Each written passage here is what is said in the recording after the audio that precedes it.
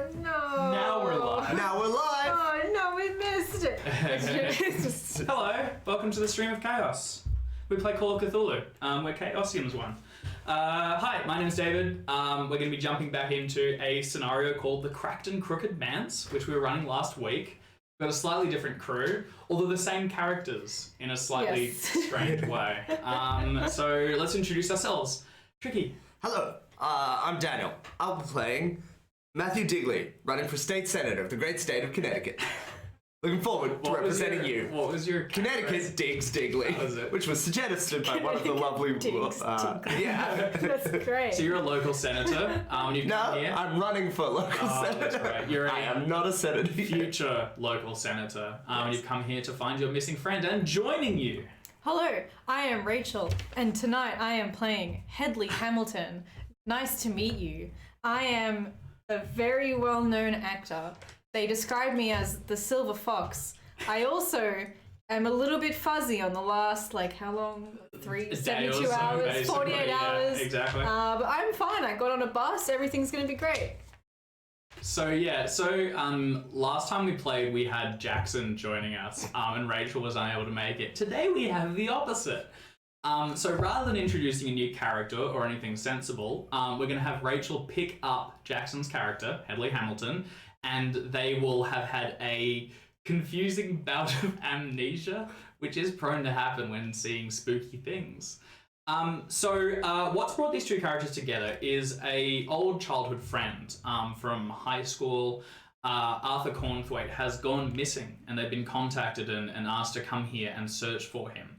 They arrived in town last session and had a little dig around, chasing down some leads, talking to some of the locals, and ultimately, upon receiving a key, have travelled to the mansion of Arthur Cornthwaite and begun to dig around. Now, once they arrived, they found a reporter, and another investigator, effectively. We definitely didn't break into his car. No. And break that his would be stuff and damage a whole... really That's damage not a his thing car. that Hedley Hamilton would ever do. No. recall or acknowledge Yeah. or legally admit. Doesn't sound like me at all. No. So you met Joe Varelli. You met his car first. Yep. Inside the mansion, and after a short bit of digging around, you decided to sleep for the night. So the last thing that happened last week is you'd woken up. Hamilton, although he doesn't remember yet, had found a small note which is currently tucked away in your pocket. And Digley, sleeping in the other room, had heard some sort of scratching at the windows and had woken up, retrieved his lighter, and headed to Hamilton's room to wake him up and go and check on Varelli. Walking across the sort of mansion's upper floors, you approached the door and upon opening it, found it had sort of smeared its way through this thick and viscous gel which coated the layer of the carpeting. Around the walls as well, this heavy dripping like tar, except transparent, and sort of filled with fibers, maybe, of blood, muscle, or bone, coated the walls, ceiling, and floor, and in the corner, suspended above the bed where he was sleeping, is the now corpse of Joe Varelli, slowly being pulled away in sort of asymmetrical decay. His skin was the first to go on the right-hand side of his face, sort of sanded away to muscle and fibre and ultimately bone, although the left side of his face is still maintained, almost preserved, and is sort of frozen in a grimace of pain as he's slowly being suspended up and pulled away. Hamilton, this is where you've kind of woken up. You find yourself, your heart beating, and as you draw in a breath and begin to look around, it's filled with sort of musk and dust and a strangely humid and almost sweet smell. To your right is Matthew Digley, a childhood friend who you haven't seen in 30 years, 20 years, and before you was a corpse suspended in Ica. Matthew, what film is this? I don't remember getting the call for this. No, not a film. No. What? I step back. Can I close the door? You move to step backwards and grabbing the door, you sort of slide it back through the smear and obscure the scene below. Are we just like in a living room? Like a... We're in a hallway. Stepping now, you're in a hallway. The room is dark. It is illuminated only by you have a small handheld torch. Oh, cool. And Digley has a lighter, which he's holding aloft. The door now closed. You find the floorboards below you give way further back to a stairway, and there's a series of doors. You are in a very poorly kept together house. The whole thing is sort of shifting ever so slightly from the wind outside. What are you doing here? What am I doing? Arthur, we're looking for. What was that thing? Did you see that? Yeah, that was really great makeup work. No, but where is everyone? What's wrong with you? What do you mean great makeup? What is going on? We have to get out of here. It's just where's the where is everyone? Where's the crew? Where are they? This isn't a film. What are you talking about? Where are we? Arthur. This is Arthur's place.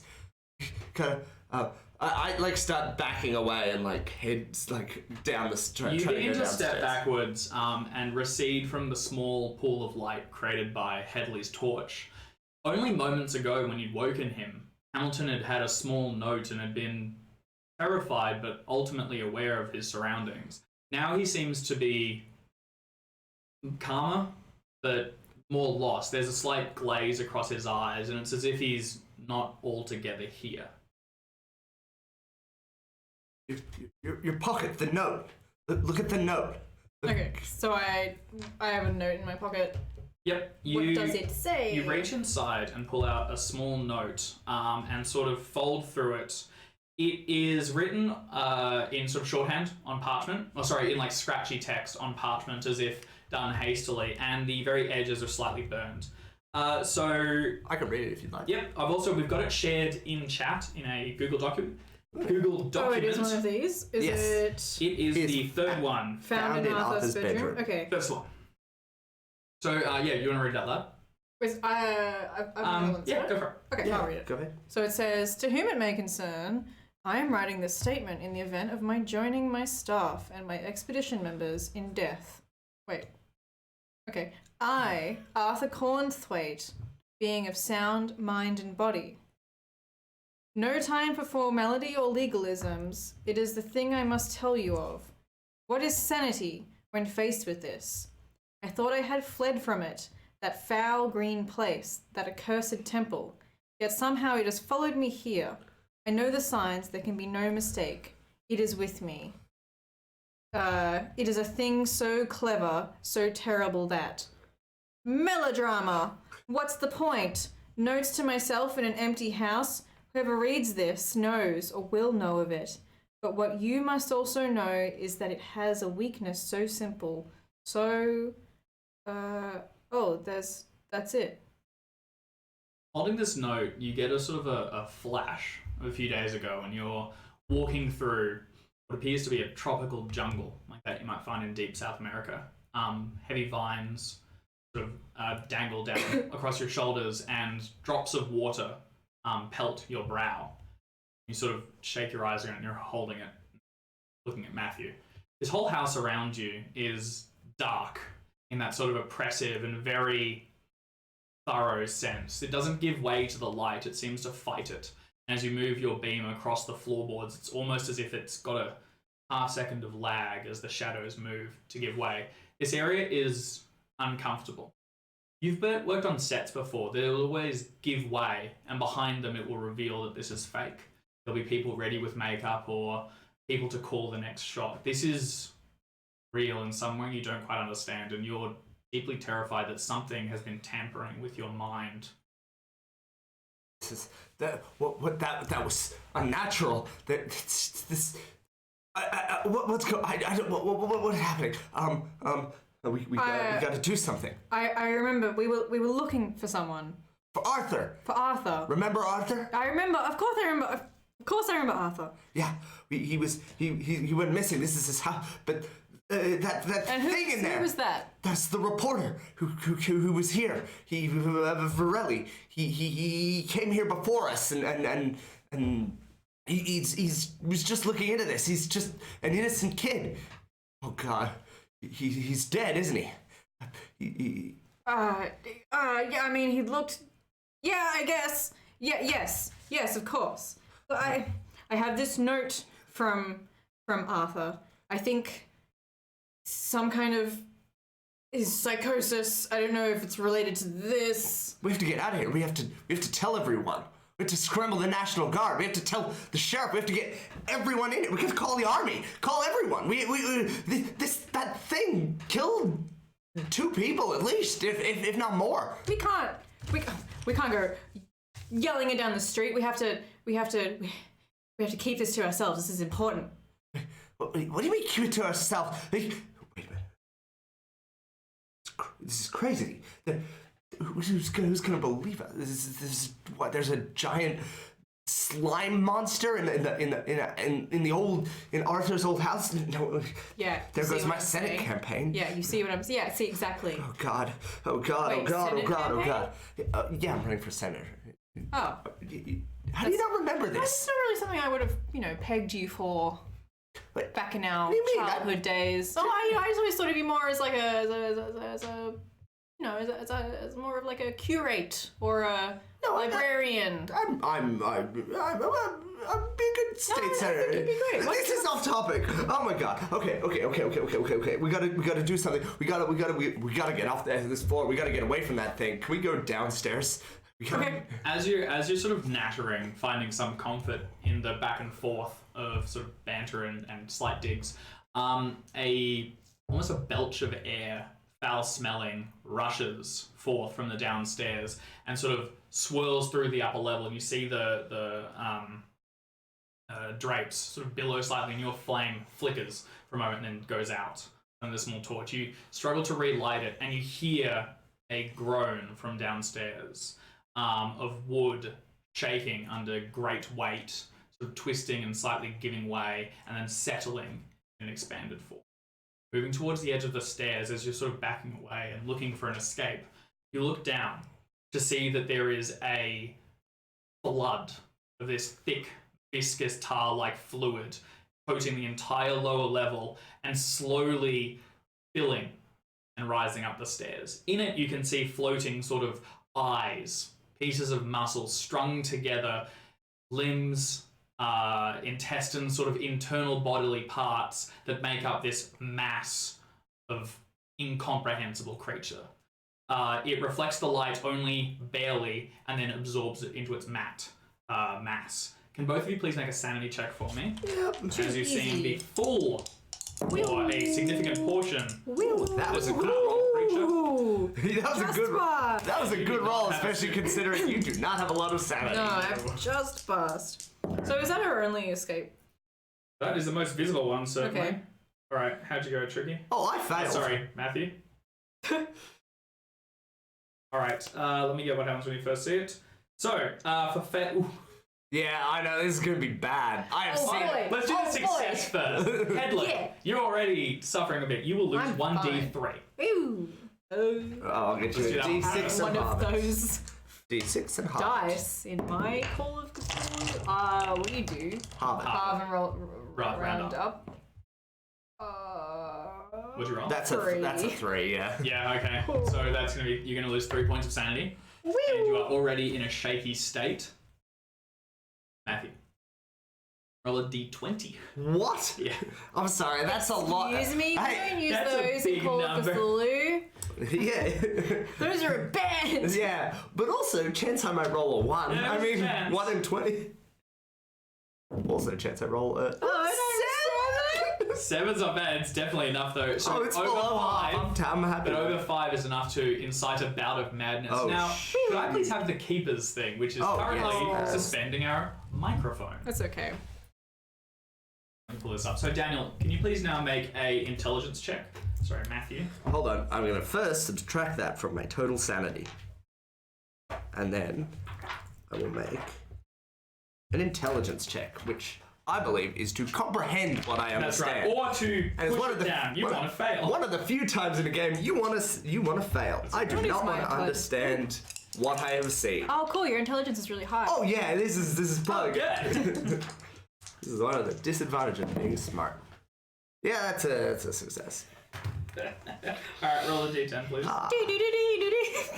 Oh, a d10, excellent. Alright, so seeing this large creature moving up, the problem is it is huge in its size, and its very properties seem to resist what should be possible. It moves with a malice that emanates forth from it, rolling in waves through the darkness and into your shallow pool of light. Roll a d10. Alright, I have gotten a 6. Okay. Is it also amnesia? No, but that would have been awful. Roll a I actually think that would have been fitting. We both forget. Let's just we just leave. run another scenario. Roll another Headley, I d10. haven't seen you in ages. Head to Another the D10. pub. Okay, We're 6. Americans, right? We're not British. You are Americans, yeah. 5. Okay.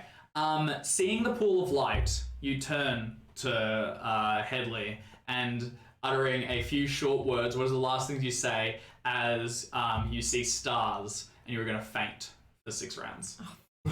Collapsing to the ground. Just clarifying, it's covering the entire ground landing. Everything that you can got see off and the is bus. slowly pushing up the stairs. I was run. Down to the ground. As you hit it, the floorboards of creak under your weight, the rug shifts slightly, and Digley is prone and unresponsive. You're holding this torch now, and you can see it shining across this large mat creature, which is moving slowly, but completely occupying the lower level. And you're in a house that you don't know the layout of. You don't know how you got here, and you don't remember entering. What do you want to do? Is there a window visible? You turn and darting quickly across the highest landing. All the windows, it's got quite a lot of windows. This is a nice mansion, but they're heavily blocked by large drapes, which you pull to the side, and you see that outside there is a massive and beautiful garden that has become overgrown from lack of sort of trimming and things, and now swells up around the house itself. The window looks down. You are on the second level. Mm-hmm. It is about a second level 10-foot drop, I would say, down to the ground floor, and there are a lot of trees and things just outside, sort of blocking out the slowly rising sun. Right, so It is early morning. if I wanted to, we'll get back to this in a second. If I wanted to climb out, I could feasibly, I wouldn't have to, it's not like a sheer drop. No, raising, you check the window and it does raise. It's a little sort of jittery. It's possible. You could probably just drop it. You'd take some damage, but it's feasible.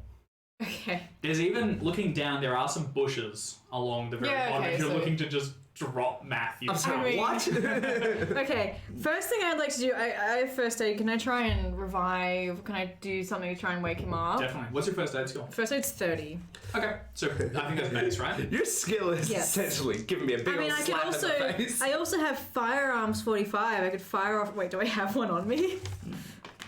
You check your pockets. No, I don't think you have a firearm. I never leave home without my Trusty 6-shooter that's definitely real and I didn't steal from the set. I think in your pockets you have very little. You came intending to stay the night. I think all you guys had was like a notebook with some scratchings in it, the torch. No, I don't think you'd have a weapon with you, unfortunately. Okay. Alright, moving back towards the stairwell. This thing is moving up slowly. As in the time that you've gone and come back, it is now raised up high enough that there's only maybe 6 inches of air on the lower level. Crouching down next to Matthew, you pry his eyelids open and see them staring vacantly up at it, but he is breathing. Could you give me a first aid check? It's probably only normal difficulty, just to try and bring him back to consciousness. Ooh! Success 2! Okay, very nice. What's your form here? Is it a slap across the cheek? He's just kind of. It's gonna be some light taps to start with. Yeah. And then if that doesn't work, I think progress the slap. Okay, yeah. So you begin with like short rhythmic tapping just to sort of wake him up and bring him to, so as not to startle him. But when you wake up, Matthew, it's to the sharp sting of a palm clapping your cheek, and you can. There's a way to do it, like where you slap someone in like drama school. Yeah. You line it up and then you hit the side. Yeah. Well, I don't do that. All that did was hurt my fingers. I don't do that. I actually hit him.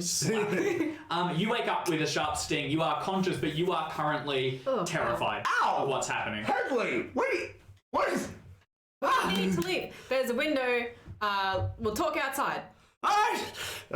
You pull yourself up on the banister, and as you look over, you can see this thing beginning to swell forward. Two of the eyes have sort of shifted around and not looking at you in unison. One looks up, and then the whole thing sort of begins to expand. You can see a pustule beginning to form, which as it bursts, fluid drips down over the tar-like mass, and a large tendril, like a polyp, begins to sort of wind up and towards curling around the banister as you time to go. These eyes, Yeah. are they like human eyes that are floating in this mass, or are they like the creature's eyes that are like staring at us? Give me a... This is not something... No, at a first glance, size-wise, human adjacent. Okay. So you don't know exactly, but it's probably Human something else. adjacent. Well, that kind of... There's a natural they're not world. this Should I big. roll a natural Yeah, natural world? world works for me. It's going to be hard doing this under time pressure. I don't know. It was at 10 at the Yeah, base in quite the- natural world. I was... You're not immediately aware. They could be human, yes. So they're not like massive? Or... No. Okay. Not immediately visible. Yeah, Alright, just- you pull yourself up, the two of you stumble over and towards the window. At its fully raised height, this was never meant to be an egress or ingress. I think it's an exit and entrance. Egress is exit. Slightly wanky, yeah. It only raises up about that tall, and you have to sort of shimmy out and under it. On the other side, there is a thin veneer, which probably isn't weight holding, but enough to sort of step upon and then plan your leap. Cool. So what you could do is you could make a climb check to try and clamber yourself, lowering yourself down. If you succeed, I'll say probably no damage, but it's going to take some time. Otherwise, you could make a jump check to simply leap forth, aiming for the trees or the bushes below. Either way, you're probably going to take some damage from that one, but just reduced. Well, may as well try climbing down. I, on the other hand, am I an action movie star? Or I don't know. Well, I think you were fairly drama heavy when your mind was someone else's. But you could have done I some... still remember that. You're transitioning probably- towards Yeah, more but- film roles. I don't Film is know. more, you know. It's only getting bigger. Anyway, look, I want to show off, so I'm going to jump. Okay, so who's going to go first? I fancy myself a homemade stuntman. I will go Fine. first. Yes. Alright, so you're going to step aside and Headley shimmies through and you're going to leap. What are you aiming for? Bushes, the trees beyond? I think I would like to aim for the trees. Okay. Kind of like grab on. Yeah. And then shuffle down the tree. Alright, could you make a jump check, please? Such a bad idea. No, I failed. No, alright. Leaping forth, you aim for this sort of verdant flora just beyond, and clambering, you sort of hit one of the trees, and branches begin to break your fall as you descend down. But they're all this heavy, like thick branches engorged with liquid, and as you break through them, you can feel yourself being sort of dragged and pulled, your shirt sort of sticking and being dragged up behind you. You collapse to the ground. You're going to take I reckon a D4 of damage. Oh, I don't have that much HP. No. I only just checked how much I had. So you can take a D4 of damage, and Oh, 2. Matthew, as you begin to make your exit, you can hear from the room just to your right the groaning of floorboards shifting, and the door visibly begins to sort of, as it bows outwards and liquid begins to seep from below as whatever was inside attempts to pull itself out. You make a climb check, please. Nah, this is also... No, alright. You move around and sort of try to hold yourself, lowering carefully, and you can see his legs sort of wiggling a little bit. Even getting out of the small window frame was a bit of work for you, and you had to suck your gut in. I am a healthily padded I was gentleman. going to Healthy say, boy. He's a healthy boy. I just noticed as well, my size is 80. Am I? Yeah, I think you're You're like tall and built, built. yeah. Yeah, okay. Whereas I am short and stocky. stout. Yeah. Perfect. You lower yourself a ways, but eventually you have to drop, and you tumble down, hitting some of the bushes and sort of falling backwards, rolling onto your back in a painful position. You will also take a D4 of damage.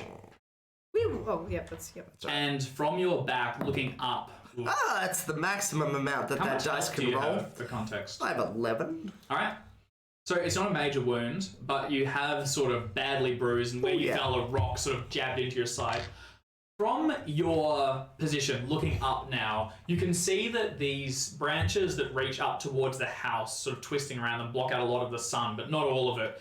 It is rising. It's probably 9 in the morning or so, and a cool breeze is beginning to pick up around the area. The doors before you, which you had opened to move into the house, are closed. And you can see, or hear rather, sort of the creaking and sort of occasional... It looks like the house almost shifts visibly before you as you see the wall sort of bold for a moment and then sort of shifts slightly backwards, as if the whole thing breathes occasionally or a heart beats within it. There's a... We need something. There's a shed in the garden. We have... That'll have something. We need weapons. Something to defend ourselves with. Shouldn't we just leave? I mean... Do you want to? I don't. We can't leave. I mean, I'm fine with fighting it, but I just don't think it's a very good idea. I mean, it's not really a thing we can hit. All right. Yeah. Let's get back to the car then. Yeah. I think we should just. I don't even know why I'm here. Okay. Let's just go. Let's go to the car. The two of you sort of pull yourself up. Headley offering an arm to Matthew to sort of tug him to his feet, and you turn and begin to pick out the small pathway that moves through this winding jungle before you. You recognize this now as where your sort of memory came from. You weren't in South America, you were in this jungle before you. It is overgrown and lush, almost aggressively so, and there is a fluttering of fright as you look towards it and begin to plot your exit. You want to move quickly through here. Your own paranoia doesn't let you linger, and the mud below you is sort of slick and you stumble a few times making your way through here, but you never stop to rest or really to look back for too long. Can I get a dexterity check from both of you just to pick your way through here quickly? Oh, I passed. I'm somewhat slower, by which I mean... You failed. All right. You moving your way, you see a couple of obstacles that are coming forth. It's almost as if the path is unclear. It seems to branch before you, but it's only ever things overgrown, as if it's trying to push you off the gravel which has been spread to let cars in and out. And you're able to sort of skirt around it, staying on the path, but you slip a couple times. It's not enough to take any damage, but you're developing scratches. Your hair is mussed and out of its normal peak form. Mud now stains the lower half of your trousers and your jacket, which you've been wearing, and the button displayed upon it is sort of splattered with debris, and you're still picking leaves and things from your hair. Every time you find yourself moving anywhere close to the edges of the path, it's as if the leaves and the trees around you sort of bow down towards you, attempting to just gently brush you. But you're able to sort of eventually find your way, and you see yourself before a large iron gate still bound by a chain lock. Oh, crap. Yeah, we climbed over this. Oh. It's fine. Yeah. This would be breeze. Let's. Yeah. Okay. Let's get over it. All right. We can't just open the gate's locked. The gate's locked. Oh. It's got a chain around it, a padlock on the other side. Okay. We have a key to the house, but not to this. All right. I guess we gotta go over it. Let's go again. Stumble and begin to move your way over. All right, can I get a climb check from both of you as you begin to sort of pull yourself up? Oh my god! How do you keep? You are the opposite of Jackson. I'm just saying. I just woke up. This day is weird. Ooh, that is not a fumble. That is real close.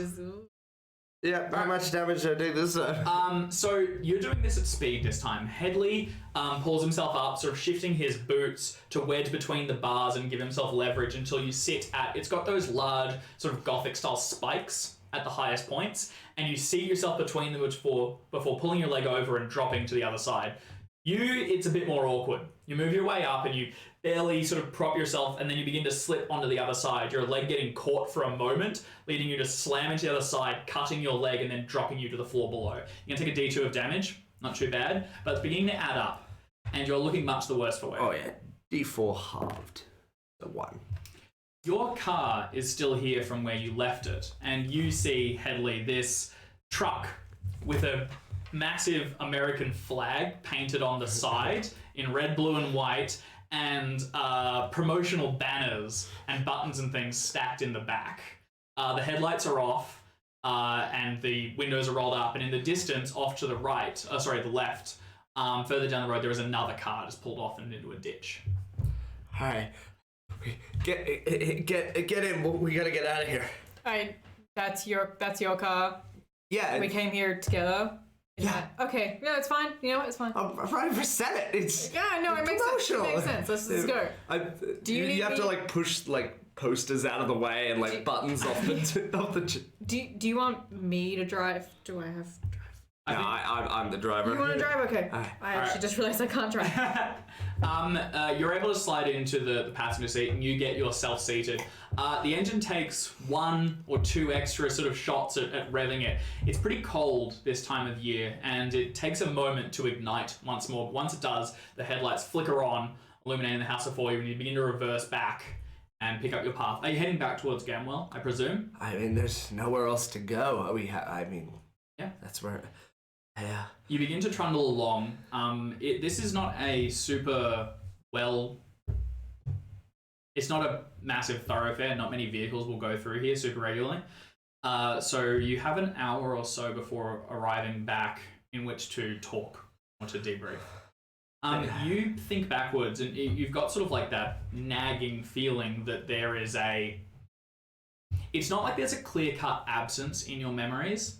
It's as if there's a bloat within them. Like when you have a water bottle and you squeeze it while it's closed and it tries to sort of flex out. It's as if there's something parasitic in there that is pushing your memories to the side, compressing your childhood and your more recent days and leaving a mass in the center of it where something else should be. It's not a pleasant feeling and it doesn't let you take any ease or solace in sort of not remembering some of the more recent events. It is oppressive and it constantly pushes at the back of your brain. That thing, whatever it is, it's unnatural. It killed Arthur. We know he's definitely dead. I mean, Did we see him? I don't remember. I don't think we saw him. He's gone missing, and I don't see any other way. There's just, you saw what it did to Varelli. He must be. I don't know. Well, we have that note. I have that note from him. It said that we'd only read this if he was dead. Exactly. My staff and my exhibition members in death. But so I remember this jungle place that I'd been to, and I apparently was there how long ago? You're not really sure. It's within your nebulous mass. It would have been within the last few. It's post your arriving. So in the last day or so. Oh right, it's part of. Yeah. Okay, sorry. It was the outside. It's not like I'd been there prior to that. You don't believe in so. South America. Or Okay. He did come from South America. He clearly he brought this thing back with him. I don't remember Arthur very well. He mentions an expedition. He was, do you know anything about that? A thing that he went on recently? He was always getting into trouble. He was the ringleader. He you know what he would do. He would take us off on adventures and things. Yeah, no, You remember the good old days? Yeah, well, Yeah. this is not exactly how I envisioned a reunion between the three of us. I know, but that thing killed him. We can't let it kill anyone else. We shouldn't have stayed there that night. Varelli, we told Varelli to stay with us, and he's dead now. His death is our fault. It's our fault. He died because of us. I hardly think so. We didn't. He did. It's our fault. We have to stop it. We have to get help, but no one's gonna believe us. No, who would? There's a giant gelatinous monster in an old abandoned mansion. No one's gonna believe us. That's crazy talk. That's like you get sent to the loony bin for that. Well, we could always do what it'd be practice for you as a politician. We could just lie to them. What? And tell them what? There's there's I don't know vagabonds or there's some roguish types holding up in the house, or I don't know. That's true. We didn't have the best interaction with the sheriff, though. He was kind of he was a bullish man who didn't take well to us. It would take a lot of convincing to get him on our side, but it might be worth it. He would be able to have weapons and could come help us. Well, I'm sure we could talk to him. Yeah, When was the last time we talked to him? Yesterday. Oh, I'm sure we could talk to him again. That's a good idea. But this creature, I don't even know if like weapons would hurt it. Like would guns even damage the creature?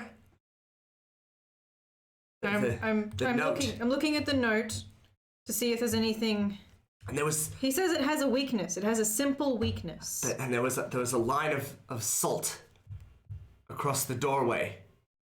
Well, maybe we just need salt. Maybe salt is the weakness. Maybe Arthur was keeping it away. I mean, he said it followed him back here. He must have stalled for time somehow. He says it was simple. Maybe it's salt. That's insanely simple. He said What? whoever reads this knows or will know of it. But what you must also know is that it has a weakness so simple. And then I guess he died. Like a slug? Like putting salt on a slug? As the two of you are talking, and you look over to Headley, who's holding the note, and you're sort of jabbing at it. You suddenly look up as headlights fill the thing before you, and you swerve to move off the road. Can you give me a drive auto check? And Headley, as your shoulder and then head knocks into the window to your left, can you please give me a power check? Me? Yep. These have been some great That sucks. No, I failed. rolls for missing stuff. So yeah, that is also a fail. Okay, alright. You slam into the side and you hear like a ringing in your head, and the mass in the center of your skull shifts nebulously for a moment. You can almost feel memories on the very edge of them, but then it fills the void and you're unable to recall. You swing yourself to the right and you're able to skid off a portion of the road, but the back tires swing out a bit and you sort of find yourself drifting. You clip this car which is moving past you, and the whole thing tumbles slightly, your own left headlight being shut off as it shatters, and the car sort of squealing to a halt as it swings around. Moving past, the other vehicle, which was less badly damaged, brakes sharply, and you see a cloud of dust as it begins to swing back around and move towards you. And as the dust clears and the two of you sort of shaking yourself, I don't know if seatbelts are a thing, so probably picking yourself back off the sort of headrest where you slammed into it, look up to see a sheriff's vehicle driving out of the smoke and pulling in towards you. Its headlights filling your mirrors and slowly grinding to a halt. Are the cars aren't like beyond repair, they're just clipped, yeah? Yours has definitely lost a headlight and is damaged, and the other one's a little hazy, but the other car seems to be alright. They're not they're both still functional. They both a drive, yeah, that's right. Well, Was that the sheriff? I suppose it would be. I guess we should go talk to him. All right, we step out of the car. You begin to sort of move your way out of the car as opening the other vehicle and stepping out is the sheriff. You recognize him and you see him now. It's a glint of recognition, but you don't recall the nature of your meeting. He's a very hard-faced man with a deep brow and a very severe look. He has a bona fide sheriff's hat and his shirt tucked in, and he has a weapon holstered at his side as well, which he sort of lazily rests a hand upon, giving an indication that he doesn't intend to shoot, but that he's prepared for eventualities. He steps towards your vehicle and raising a hand, no, he has a hat, doesn't he? Sort of adjusts the hat, and seeing you, will call out a greeting. Goes, afternoon, or morning rather. Morning, Sheriff. Morning, Sheriff. So, what's the nature of your hasty driving and unsafe passage? There's the mansion. It's infested with vagrants. Yes. Really? It's funny. I was just heading there to check it out, make sure you weren't getting into too much trouble. Oh, we were in trouble, but thanks to you, we've been saved. You've saved us, Sheriff. We owe you a great deal. How exactly is you striking my vehicle saving you? Oh, we were running from the vagrants. Are they They're in chasing? pursuit. Well, I thought they were, but they might have been. they might have exactly. They might have been. They would have been coming after us. You probably scared them off. Yes. Oh, you're definitely well done, Sheriff. You deserve you much acclaim. This is a good county you run. His eyes narrow, and both of you, and you will recall that he did not like you last time you met. Yeah, I'm trying to cover up for that. Can you please make a fast talk check? I would love to make a fast talk. Because Headley is assisting you, but it's going to be hard. You'll need half your score or lower. I've got some. What do you want? Can I just get the 2d10s? Yeah. All right. I'll need a success 2. In the box. Yeah. Rolling in the box. Let's see what I get. Wow! Whoa, 006. Oof, or a fumble. Ooh, Yep. Those are the 2 options.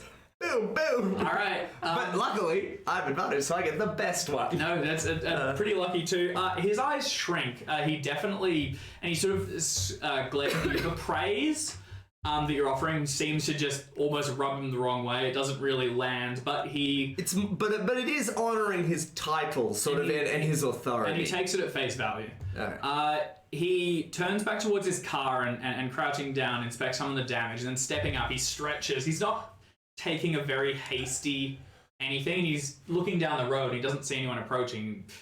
See, for a long way around here, it's flat land. Well then, if it's vagrants, how many? 10. At least, yeah. They're making moonshine, and they've driven Arthur out of his home. And they're friends of yours. Right? No. They I think they may have even killed Arthur and taken up residence in his abode. We found a note from him that he said we would only find it upon his death. So Can I see it? Sure. You pass the note out and walking towards him, he reaches out and holds it. South American vagrants. Doesn't it say they followed him from South America? It says like it something. followed me. It says, in the event of joining my staff and members in death, what is sanity when faced with this? Vagrants! I thought I had fled it from that foul green place, that accursed temple, yet somehow it has followed me here. Yeah, it's being the addiction. No, it's being the band of vagrants. Mm-hmm. They're from South America. If there's 10 of them, and they're occupying the house illegally, well then that's really a problem. You didn't run into the reporter while you were down there, did you? Really? Yes, he was there. Last I saw, they had taken him captive. Hostage. Yeah, yes. hostage. Exactly. That one. This whole thing is very hard to believe. But it is the truth. All right, look, let's get this sorted out. If there's 10 plus men that are genuinely holding a hostage, then we need to deal with that. Obviously, can your car still drive? Yes, but I think we'll need more. If we're gonna chase them off. Well, first we'll get things sorted. Okay, good. Get this squared away, and then you can show me what's been done. Yeah, and we'll look. Arthur was our friend. We need to. I don't need to hear anything more about Cornthwaite. Yes. Get in your vehicle. Follow Yes, sir. me. Don't leave my route. And he's going to pull into his own vehicle and begin to swing it round. Then waiting for you to start and follow. All right, we'll do that. I also. I would say to you, I also am not in great shape. That fall really did a number on me. I could use probably some medical attention. Is there a general practitioner in town? I suspect the sheriff would know. Oh, okay. We'll ask him when we get back. We'll into get you town. some bandages and gin. You'll be fine. Yeah, the basics. Yeah. You Gin peel back out, and you're not too far away from Gamma at this point, and you begin to follow down the dusty track. You see the sheriff occasionally shooting glances back at you, making sure you're still following, but it'd be pretty hard to lose him. And after another 10-15 minutes of driving, you're beginning to pull in through Gamwell in the early morning. People are up and about, walking along the streets. You see some people that you've seen, a couple have your buttons on. So, some positives, I suppose. Really cute. You're just handing them out. The sheriff moves to pull into his own lot in front of the office and steps out and will wait for you to do the same. One of us will have to go find some salt. I don't think we're going to easily explain it to the sheriff without him seeing it in person. I will say I'm going to the general store to get you some aspirin. Cocaine. Yeah. Some medicinal Medicinal thing. medicine. Yeah. And I will ask the man in the store for a bag of salt. No, 10 bags of salt. Okay. Get as much as we can. If that is this thing's weakness, we're gonna need tons of it. All right, I will tell him that I am a salt farmer. I've run out. It doesn't matter. I'll get the. And you're an actor, you say? But we're also like, we're both so white collar that like a salt farmer doesn't sound ridiculous to either of us. Yeah. So I'm like, yeah, That salt sounds farmer. good. That sounds like what the peasants do. Gotta come from somewhere. Alright. Okay, stepping outside, the sheriff will head towards the door and hold it open for both of you to enter. I'm gonna get Matthew here some just medicine. He's kind of badly injured. He's not dying yet. Let's get this sorted, and then you can. Well, we can have something to do. I really could use some medical attention. That fall hurt pretty damn bad. How'd you come to fall from so high? I had to leap out the window, or the vagrants were blocking the stairs. You outrun him, did you? We did. We were very lucky. Yeah, I did. Oh, only barely though. Right. Well, we'll see you soon enough. Go ahead and make a, I think, charm check to get on his good side enough to request aid. Yeah, Headley, if you can roll. Ooh, I suck. Or is it just no? I still suck. No, I failed. All right. No. No, he wants Nope. us both to go inside. Get inside. Take your shirt off. I'll take a look. If you're gonna die, we'll diagnose it. Otherwise, you can get him stuff later, or we can send someone to. Keep my eye on both of you. That's fine. That's fine. Inside, there is a couple of seats which are able to be pulled out, and he seats you down. And from his own position, he will signal to a young. What would it be? He's the sheriff, so it's a deputy. Nice. A deputy, a man called Ryans, to start taking some notes down and begin just taking inventory of everything that's happened. He's going to begin to question you, rapid fire, things that sort of prod weaknesses in your story, and get a general feel for the recent events and confirm validity, or at least the seriousness of the threat. Can one of you please make... I need a... I wonder what the roles would be. Possibly like psychology would be getting a read on him and bouncing back. Acting could genuinely apply if you're going to I feel like acting would be perfect. Yeah, if you're going to just fold yourself into a role. So go ahead. This is going to be hard, but you can do so... Oh, probably not with advantage. I think you're kind of going to take this one. It's a difficult test. A success will probably get action. He will believe there is a threat, but he just is suspicious of you and thinks that you may have been involved in it somehow and is going to take you, we'll figure out what's what. A success 2 will probably get him actually coming onto your side and believing that you are Something needs to be done. Oh my god. Oh god. I rolled the same number twice. No, I failed. How much luck do you have? I actually have quite a lot. That's a big number though, 93. I don't know how much. I don't know what your acting is. My acting is 80. And what'd you roll? 93. Yeah. 93, 13. Ooh. The risk would be, so if you fail this, it's still a threat. And he's not just going to let Varelli go, but you are probably going to be left in the holding cell while he goes and looks into it with his deputy. I mean, I still have 40 luck. Isn't that, we just do it. We just spend the luck. Ooh. Fuck it. Alright. What role do you find in here? How do you center yourself and draw forth your craft? So, I think back to my childhood growing up with these guys, and I kind of, I center myself on this, like, concerned citizen, and, he's my friend, sir. Like, I can't rest until I see him safe, and that kind of thing. So you're acting as a version of yourself, as you one day will when your biography inevitably comes out. And I am the best version of Headley Hamilton. All right. Sorry. No, go on. Oh, I was gonna say, can I roll psychology on? Yeah, to get a read on him throughout it. Get a read on him Go for it. throughout it. 39, which is just a success 1. Okay. The sheriff does not. At the end of the day, and in black and white terms, he doesn't believe you.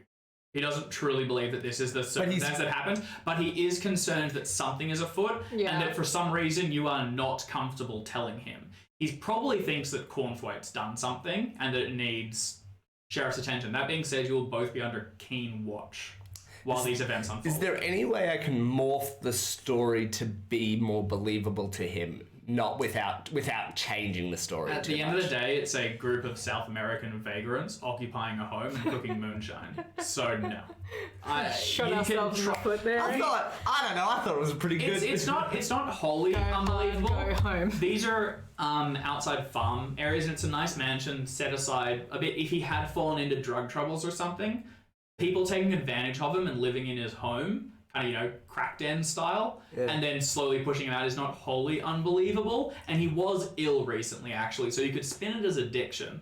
Yeah. And it kind of but he needs help, and we need to, these people are holding him.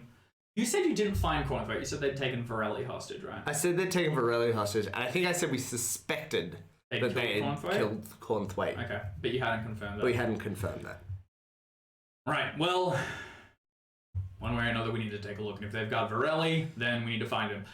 I'm going to make a few calls, get some other people down here, and we can go in here and force it. There's 10 folks. I don't like the idea of storming it, just the devil, the 4 of us.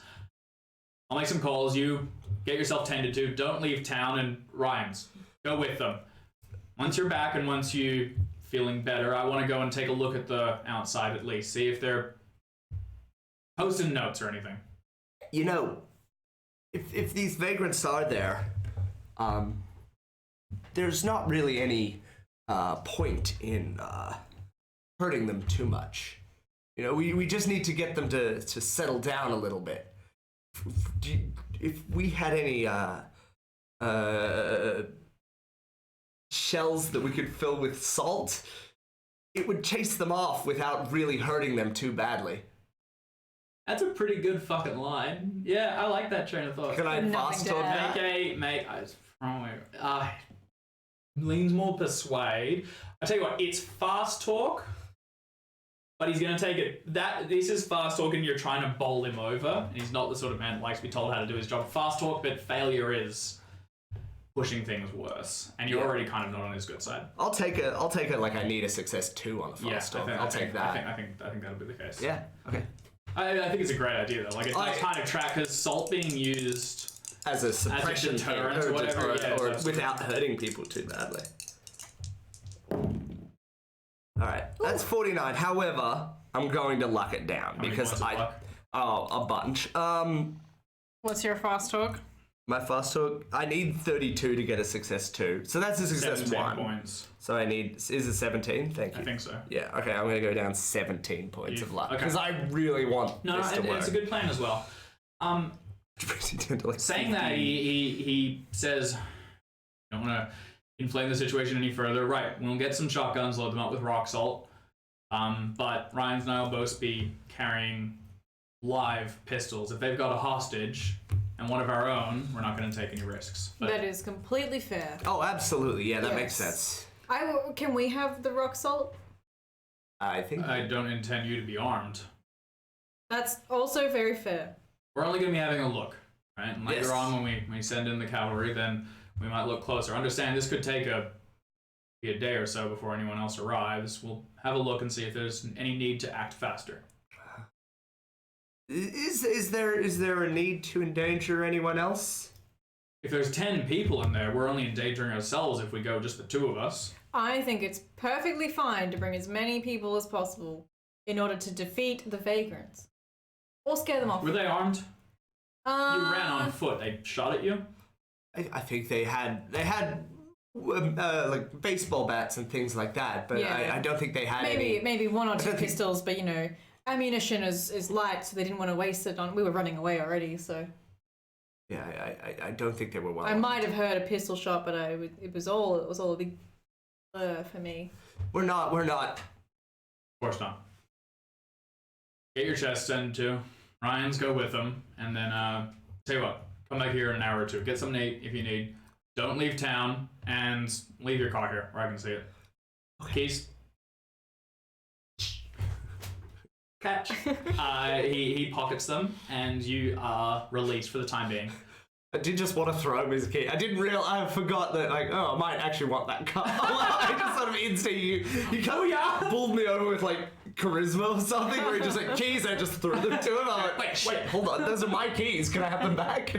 No, I don't. You guys, the two of you step out onto the veranda out the front of it, and Ryan follows you. He's a skinny kid with a shirt that kind of hangs over him a little bit. He's learning the ropes, and he has his hand on his pistol as he steps out behind you, eyeing both of you up. But quickly, he doesn't seem overly hostile. He's a nice enough guy, and he's there to follow you, for the moment, and just keep an eye on you. Hey, Ryan, deputy, where can I get this tended to? I think I might have broken a rib. I haven't. There's a doctor further in. That as well mostly tends to horses and such, but I'm sure Let's go with doctor for over vet, but yeah, sure. He mainly does veterinary. That's fine. He'll It's the same man. Okay, cool. Yeah, it is both. It is the same guy. Could you also point us in the direction of the general store? I have a hankering for some cigarettes.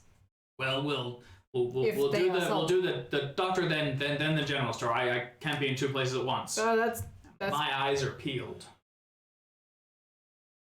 Right, well, follow me. And he steps out and begins to walk through the town with you only a pace or two behind.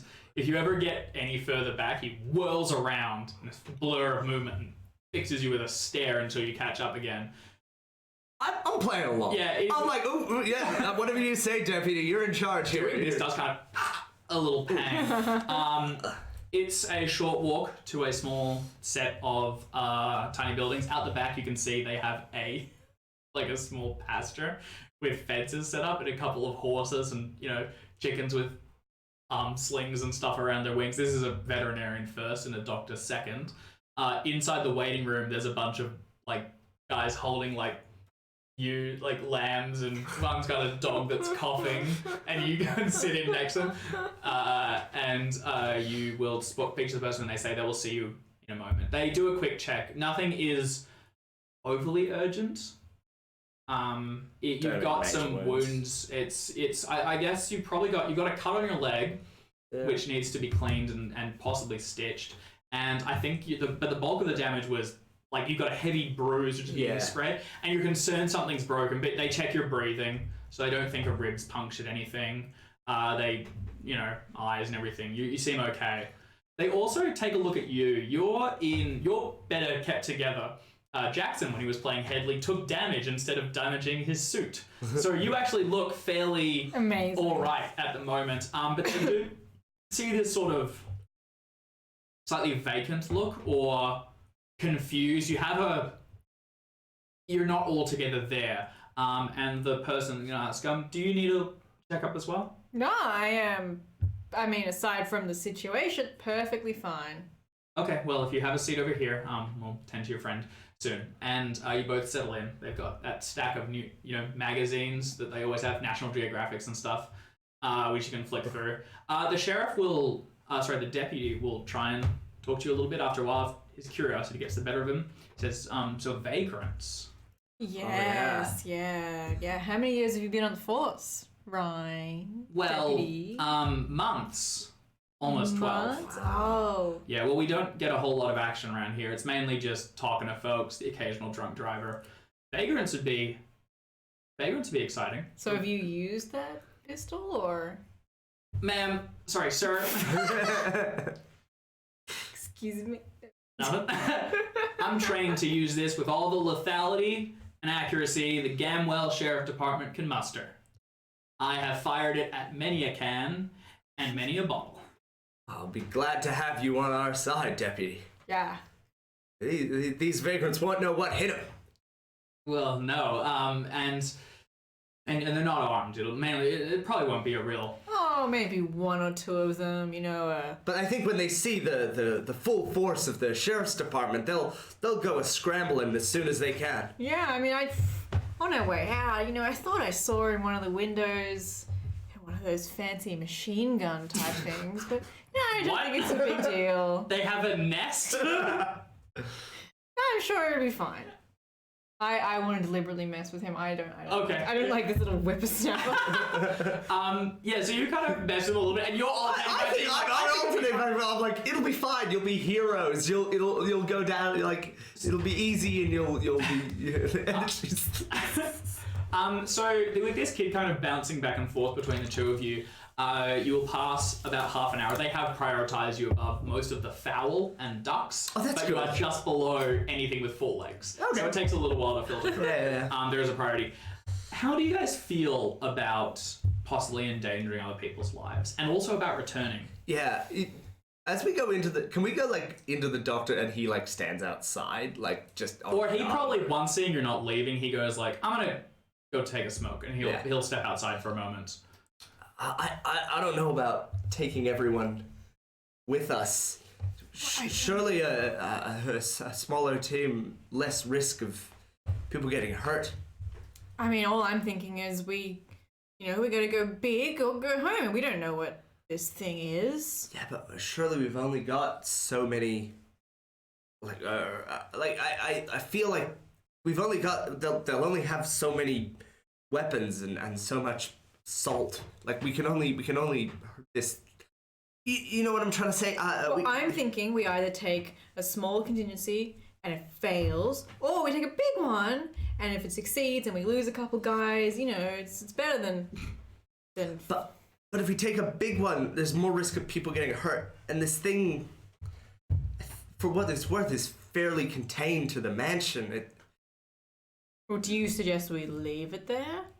No, he killed Arthur. I wanna destroy it. If nothing else, then for our. Well, old how friend. about Your other concern is when you went through that jungle they call the garden, there was no wildlife or anything. This thing, whatever it is, has probably consumed everything in the nearby area, and once it runs out, it may begin to spread. It is contained for now. You're keenly aware that if left, it may begin to hurt the surrounding area and possibly even abroad. Currently, you know where it is.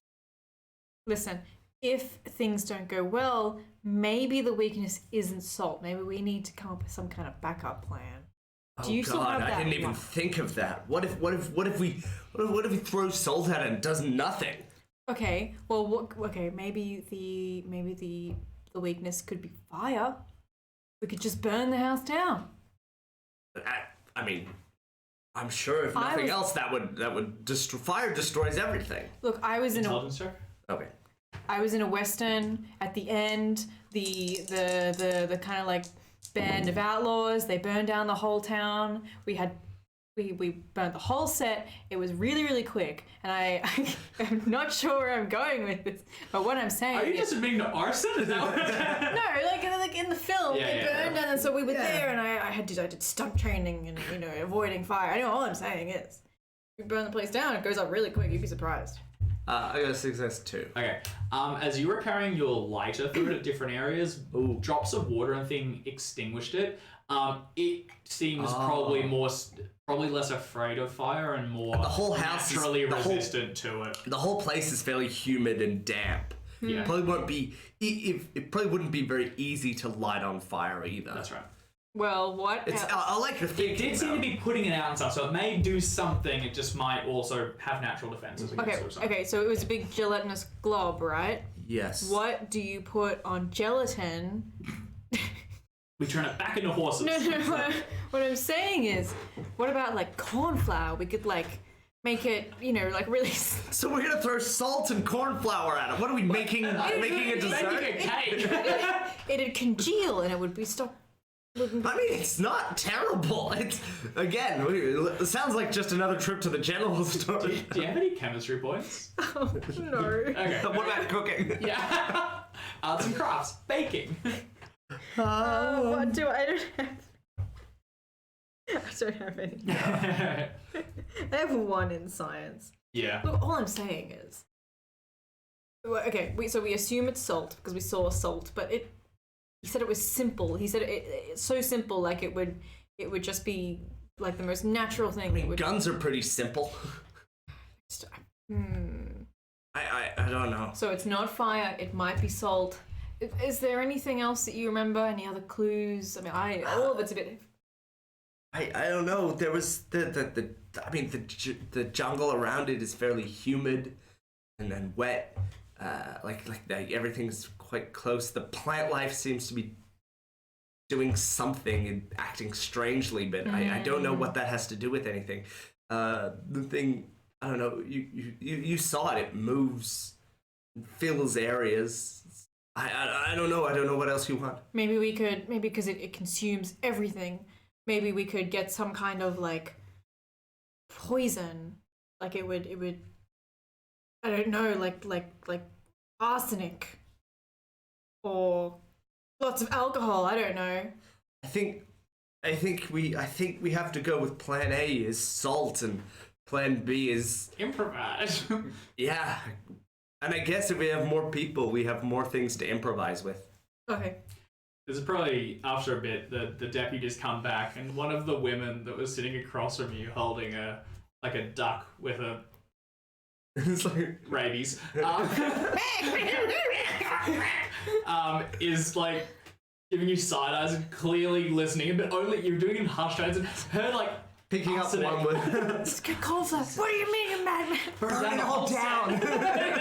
And you're just watching, but you are called up. The deputy will sit with you, and you will be taken back into the room.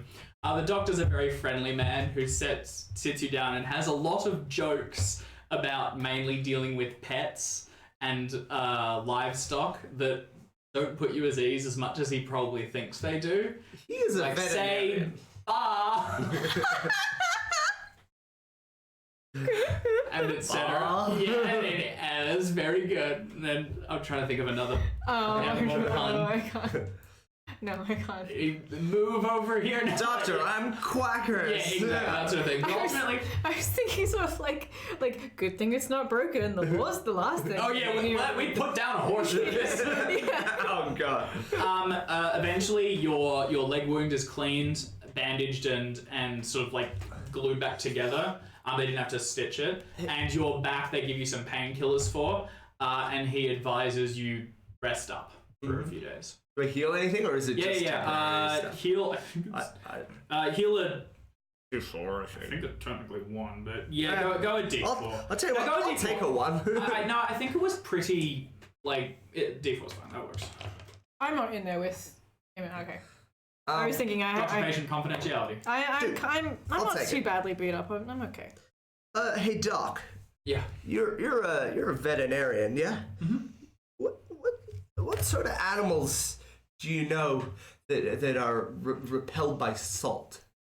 Well, by salt. Not many. Most are attracted to it. They need it in their diet, and they don't find it naturally. Most things will be drawn to it. What about like slugs and things like that? Don't they dry up when you salt them? Last time I had a slug in here was never. Yeah, that makes But sense. yeah, I think they dry it with salt. Why do you ask? Oh, just wondering. My friend has a pet snail, and he was seeming very ill, and he was wondering what might be hurting it, and he's certain there's no salt there. He's wondering if there's anything else that might. I mean, such creatures are strange. Something steps on will kill it fine. Enough blunt force will injure it, but I don't know. If it's sickly, I'd urge him to take it in. I haven't dealt with a slug in a while, but That's a sure snail. I can figure out a Yeah. snail. No, yeah, you're right. I don't know what I expected to get from you here. I apologize for taking up All right, well, more you of your rest time up, than necessary. and That was a shot at the moon. Doctor, you know anything about gelatinous? This cube. when have you last been to South America, Doctor? You come with us. Yeah, I walk out. I got a bandage on. I just look at you and I go, whoa. It hurts when you do it. The doctor takes you out. He has a word with the nurse. They get a prescription for painkillers and stuff. You know, some basic things. And you are Paracetamol. given a bill and set on your way. Have you got health insurance? Yeah, I got money covered. I got heaps of money. I'll just You're pay. good. You're gonna promise to fund the clinic if you get elected. Yeah, absolutely. Hand him a flyer. No, you're right. I had forgotten about. Well, you've had some recent events that have made in the recent trauma, but you know what? Have a button. Thank you. Vote for Dingley. And the duck with rabies is waved through, and Did you okay? Did you not want to go? No, it's it's a surface wounds. It'll Fair enough. heal with Fair enough. time and alcohol. Ryan's okay. So you wanted cigarettes? I would wish to, you know what, we were low on provisions. It's a long trip here. You know, I just wanted to peruse. Yeah, pick up See some the- supplies. Yeah, and you know, get some- bread, salt. Oh, Maybe well, if you're bread. planning on staying here for a while, then cooking for yourself is always the Yeah, exactly. financially responsible means. Yeah. Sure. Yeah, we got a couple general stores. This one's closer. He walks down the street with you in tow. There is a sort of glass-fronted store. Inside, you can see all manner of stuff. Pretty much anything you'd expect to find around a farm. Also a few choice pieces of more modern equipment, you know, like a pretty fancy new radio. There are torches, if you want light. Oh Might be yeah, a good no, idea I for some will. stuff, I will buy some torches. Luckily- Shovels, etc. I got $50. Neat reference. Yeah, I know.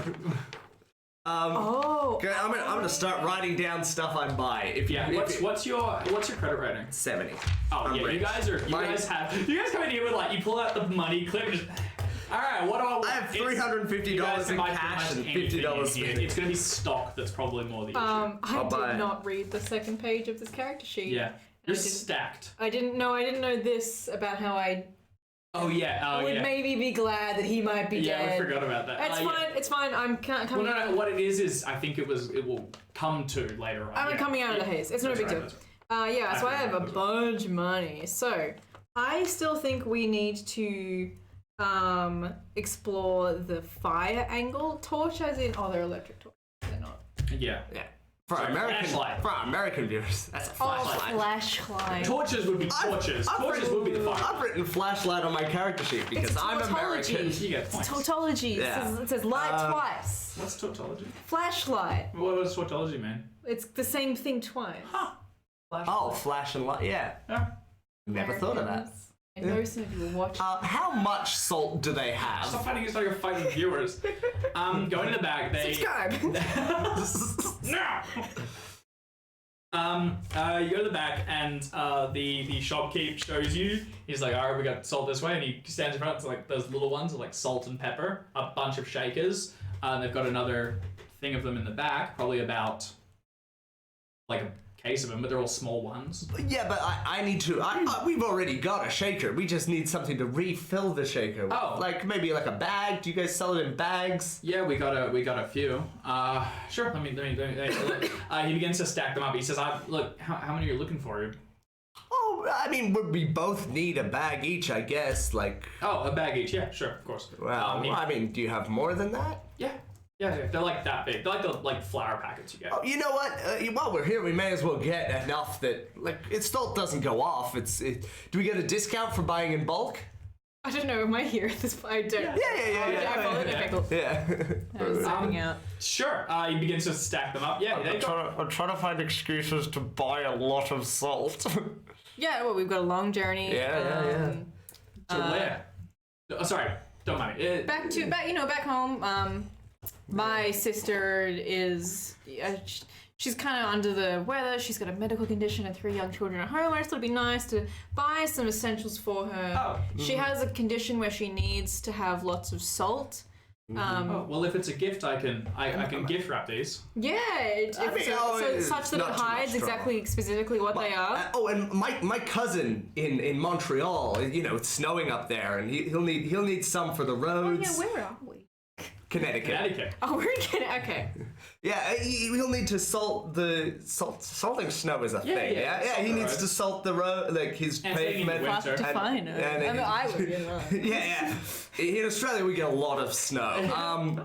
today. That's so. We're getting ready for winter. Well, I am thrilled that you chose the Gamwell General Store to stock up on salt, enough salt for, I would say, years, as he continues unloading it. Now, he's not going to deplete his whole stock because there's local people. Yeah. You can get like 8 of these bags. They've probably got a thing of 10. They also have salt rocks, like bricks for horses. Probably need, like, literally... They're not salt, they're like mineral, but they are salty. Yeah, it's probably not. And there's a bunch of shakers if you want any of those. I need, genuinely, I need a bag to put this salt in. Yeah, it gets you like a rucksack just or a something. rucksack or something. Ryan's is watching you load up on salt unless you make any means to dismiss him. I mean, we give him the same excuses we're giving the store owner. Like, we need, I'm just stocking up on Thinking things. ahead from after we deal with Oh yeah, of course. vagrant issue. Well, we'll just leave it in the car. Running some errands. You know how life is. His eyes, like, he's pretty sure there's something going on, but for the life of him, he can't figure out what. He watches you pay. Yeah. He's like, okay, that's January. He's like, maybe they're skipping town, but why would they need so... Okay, yeah, he thinks you're weird, but he's going with it. We need a salt delivery system. Oh, sorry. Yeah. Well, how about... You sure we could just pour it on? I mean, Yeah. You're probably right. if it is the thing, do we have a knife? I also just need a few things. Yeah. Do you just have, like, just a basic sort of farming knife that you would use to cut open bags? Or just a normal knife? I don't really... They are one and the same. kinds. Yes, we have knives. Just like Cool, I'll just grab a standard... Farming knife. A knife. Yes.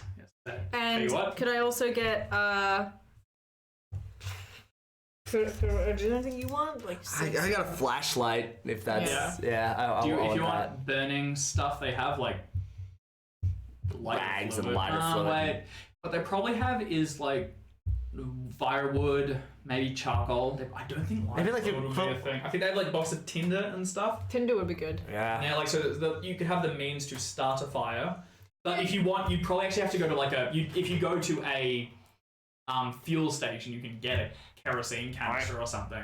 I actually think even if we hush tones so the sheriff, so the deputy can't hear us, even if we destroy this creature of other means, I think we need to burn that place to the ground so that no one else ever goes there again, just in case.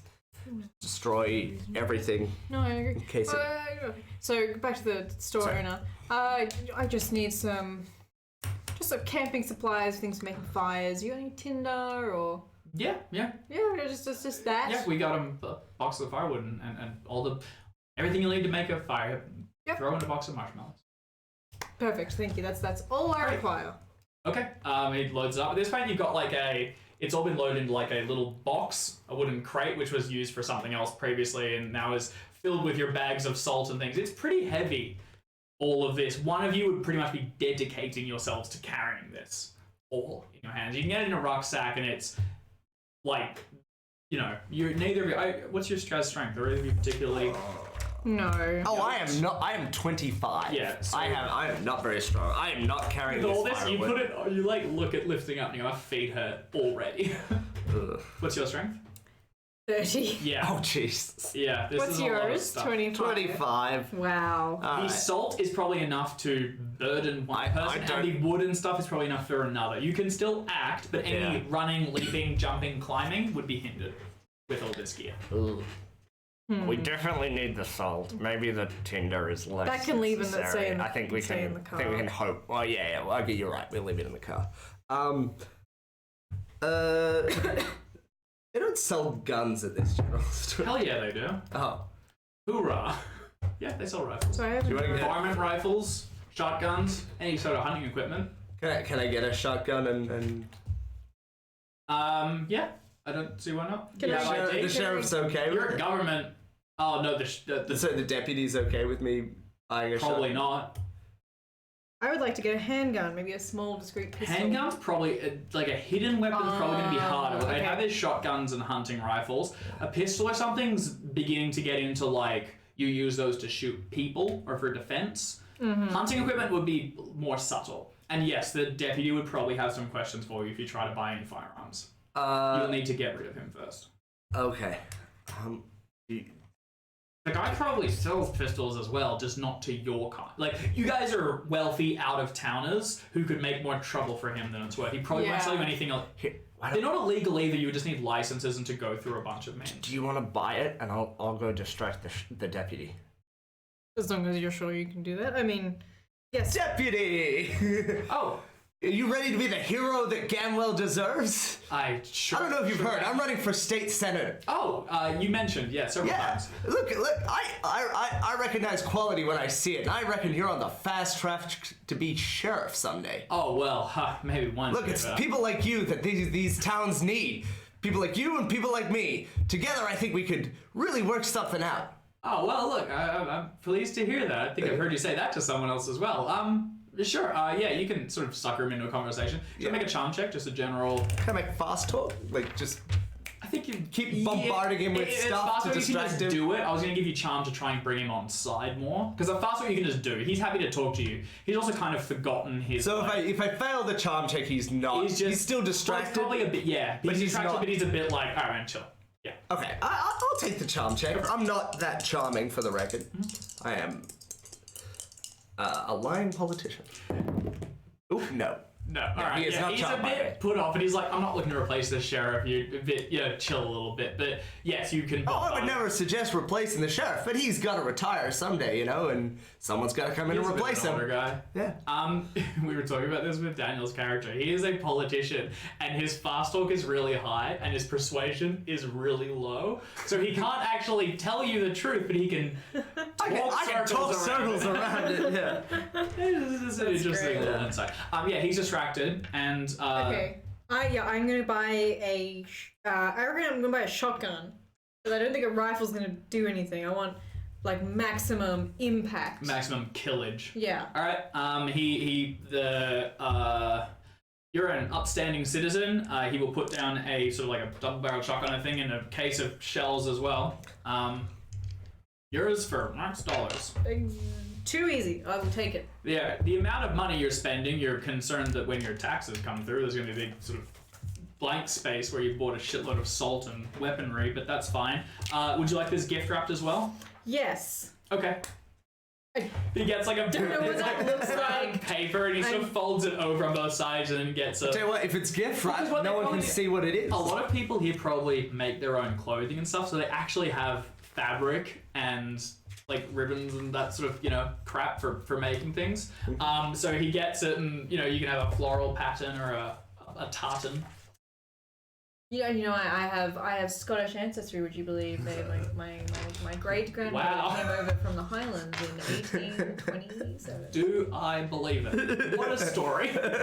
Yes, because why wouldn't I? Sure, you're Why Scottish. would you lie about that? It was a 3-month journey. She contracted dysentery. Anyway. Oh no! But it's my family rose from the ashes. Anyway, my point is tartan. Yep, he folds it in tartan, and you have what is a long package of plaid with a bow tied around the center, and then a series of 8 smaller packages, equally tartan, with bows around those as well, and then a stack of firewood, some kindling, a knife, and some marshmallows. You are good to go. You sort of unfold. This is where we find out its secret weakness: marshmallows. If its weakness was sugar, salt might be sugar. Yeah. All this stuff is loaded up, and you step outside. The deputy is distracted. What are you trying to do with the firearm-shaped mystery package? I am just gonna walk it over to the car, like. So you're gonna try. Oh, so you're gonna try and get to the car before the deputy can. So you see, as you're talking, you're doing that thing where you're standing here, the deputy's here, and you see Headley go past. So you're doing that like walk the conversation, so his back stays to it. Can you now give me a fast talk check? Yeah. Can you give me a stealth check? Yeah, I was gonna say. Daniel, you roll first. Oops. Oh, sorry. No, you roll first, and we'll see if you have advantage. Or what's that? This is a big old fumble. That's Amazing. Are we gonna have to, oh no, are we gonna have to oh no. Just fine. All right. Okay, as you're talking, you can't laugh. You're attempting to no, you can't. You're attempting to stealth, right? Go ahead and make a stealth check. Yeah. Regardless. No. Okay. All right. You slip up, and then you see Headley go past with the firearm-shaped package. You just drop your train of thought, and there's a bit of like I should get one of those as well. The deputy whirls around, and just as the door sort of opens and there's a dingling bell, and he sees you step back with what is clearly a shotgun in packaging and a bunch of, well, it's not them that fumbled, it's you. So you brought attention to it. Yeah. And the deputy, seeing all the assault, comes forward and says, sorry. And he's now got his hand back on his gun again. Power move. And he says, sorry, I thought you were just getting some cigarettes. I just thought, you know what? I just haven't been shopping in a while. We're just putting it in the car, taking it home after this thing. We're not going to do anything with it. Sorry, what's in the shotgun-shaped package? I think it'd be probably bad to lie to him. Yeah. Look, I'm just thinking of taking up hunting. I'm thinking of using it here to be disrespectful to your lovely people. Hunting? Back home in... Scotland. California. I don't know what a city in Connecticut is. I think he was Californian. Oh, I am? Because he's based in LA. He's based in LA. Is it the... Right, because I'm an actor. Yeah, back in LA. Right. Okay, well, a little on the nose given recent events, but I'll tell the sheriff, and we might have to hold that for you until we can... I was gonna put it in the car. With all the... It's wrapped up. What is that as well? The other... What are those? There's shotgun shells. No, the wrapped packages. The 8. There's some firewood. No, the one you're clearly talking around. Oh. Is this the salt? Yeah, that's the salt. Okay. Just some general supplies, pantry goods, things like that. Okay. Salt. Sorry, you're being a little evasive. Do you mind if I just take a look at these? Yeah, absolutely. No. All right. What? No, it's fine. It's fine. Okay, so yes, I can. All right, look, come with me. They head to the back of your truck, and with the doors open, stuff is spread aside. The gun's put down. It's been opened just enough to see the barrel of it and confirm what it is. And he begins to open, and the first thing he opens, he goes, salt, and he goes, oh yeah, so it is. And then, salt. Okay. Well, I guess you need one enough each for the right. Yeah. You got like a medical issue, or? The roads in Hartford tend to get iced over pretty badly. I'm trying to help out my constituents by salting the roads, It's a new initiative we're bringing about. It's called Salts for Seniors. Yeah. Oh, you do it for the elderly who can't salt their own absolutely. roads. Yeah, of course. This is the kind of down-to-earth campaigning that you can trust from Takes a man the like last Matthew. bag and he shakes it and he goes, let me guess. Salt! No, that one's flour. No, I was all right.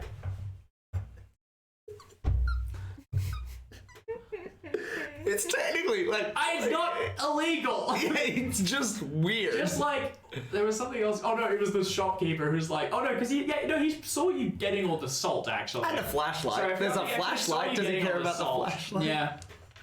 All right. Well, you're. God damn it! We fought for our freedom, so you can buy a shitload of salt if you write it. So that's fine. The weapon I'm gonna let the sheriff know about. He might not want you. I understand that your friend's in danger, but it is not up to you to avenge him. That is the police's work. He's the sheriff. That makes sense. Yes, there is. I'm not gonna argue. Alright. He will mosey you back inside, inform the sheriff of the shotgun, who will say, well, we don't want you doing anything untoward. Why don't you leave that with me, and you can retrieve it once this is done. Yep. I don't see a way around this. Yeah, that makes sense. All right. So long as you guys are bringing weapons, right? You guys will have... Mm-hmm. Okay, excellent. We'll be armed and ready. And remember, we're not going inside just yet. We're just gonna go take a look? We got, I let it call up. We're gonna have a few people coming over, and it's gonna be a couple days. Days? In days? Well, we're a long way from the next station, yeah. No, we have to go as soon as possible. Yeah, we're gonna go have a look, assess. If need be, we'll take action, but look, these things are careful. Varelli's see if maybe there's a way to get him out, but he knew what he was getting himself into. He wouldn't want us risking our lives either. All right. Well, I think it's important that we check at least. We intend to. Look, if you're ready to go, though, we'll head over now. So long as we're bringing enough protection, though, for us. We are. Yeah. We'll bring a couple of shotguns with Rock salt, as you salts? suggested, and we'll Okay. be carrying live pistols as well. You can come with us. You can sit in the backseat, or if you want to take your own car, you can. You'll just have to follow us closely. All right, we'll do that. We'll do that. Yeah. All right. Okay. Well, let's go. So we have to leave the gun at the station. Yep.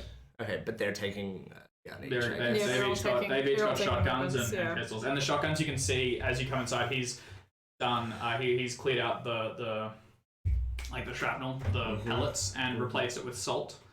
And then he's fitted them into the pistols. And he's only got like a fistful of cartridges, but they're pocketed as well. And then he will head into his car. The deputy will step in. Do you want to travel in the same vehicle as them, or? I think for safety's sake, I think we should take our own car. Yeah. If it's not too damaged. No, got it's one not. headlight. One of the headlights is out, but in theory you'll be getting there in sort of early afternoon. At this rate, a couple of hours. Yeah, early afternoon. Sorry, mid-afternoon, really. You Just two in time slide for in. it to get darker and darker as the night goes on. Hypothetically, if one were to stay overnight. Before you get in, the sheriff sort of claps his hand down on the top of his and looking over the car and at you, he says, "These vagrants of yours. Any idea of how long they've been there?" You would know better than I would. Oh, since Arthur disappeared, I assume. Right. Just on account of when you got here, we had a horse go missing. One of the neighboring farms day before. Could have been them that took it. Oh, definitely. That sounds right up their alley. Stealing horses. Well, pieces may be coming together. All right. Follow us closely. We'll see you there. And then he slides in and begins to pull out, waiting for you to start your engine and follow close behind. This is going to begin a couple hours drive back out the way you came.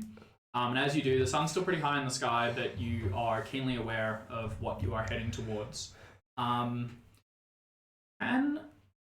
I get a power check from both of you? This isn't... Yeah, this is just knowingly Stealing returning yourself. to... Yeah, that's right. Nope. No? Okay. Yes, I got success 2. Okay, so I think you're able to... And I'm driving. So Yeah, you're able to steal yourself. What is it that's kind of carrying you through this? Is it the need to... Mine is like I did. Arthur was a friend of mine. Yeah. Like I did like him, and it's the thought of this thing has killed him. In my mind, I'm pretty certain of that. Yeah. And if this thing has killed him,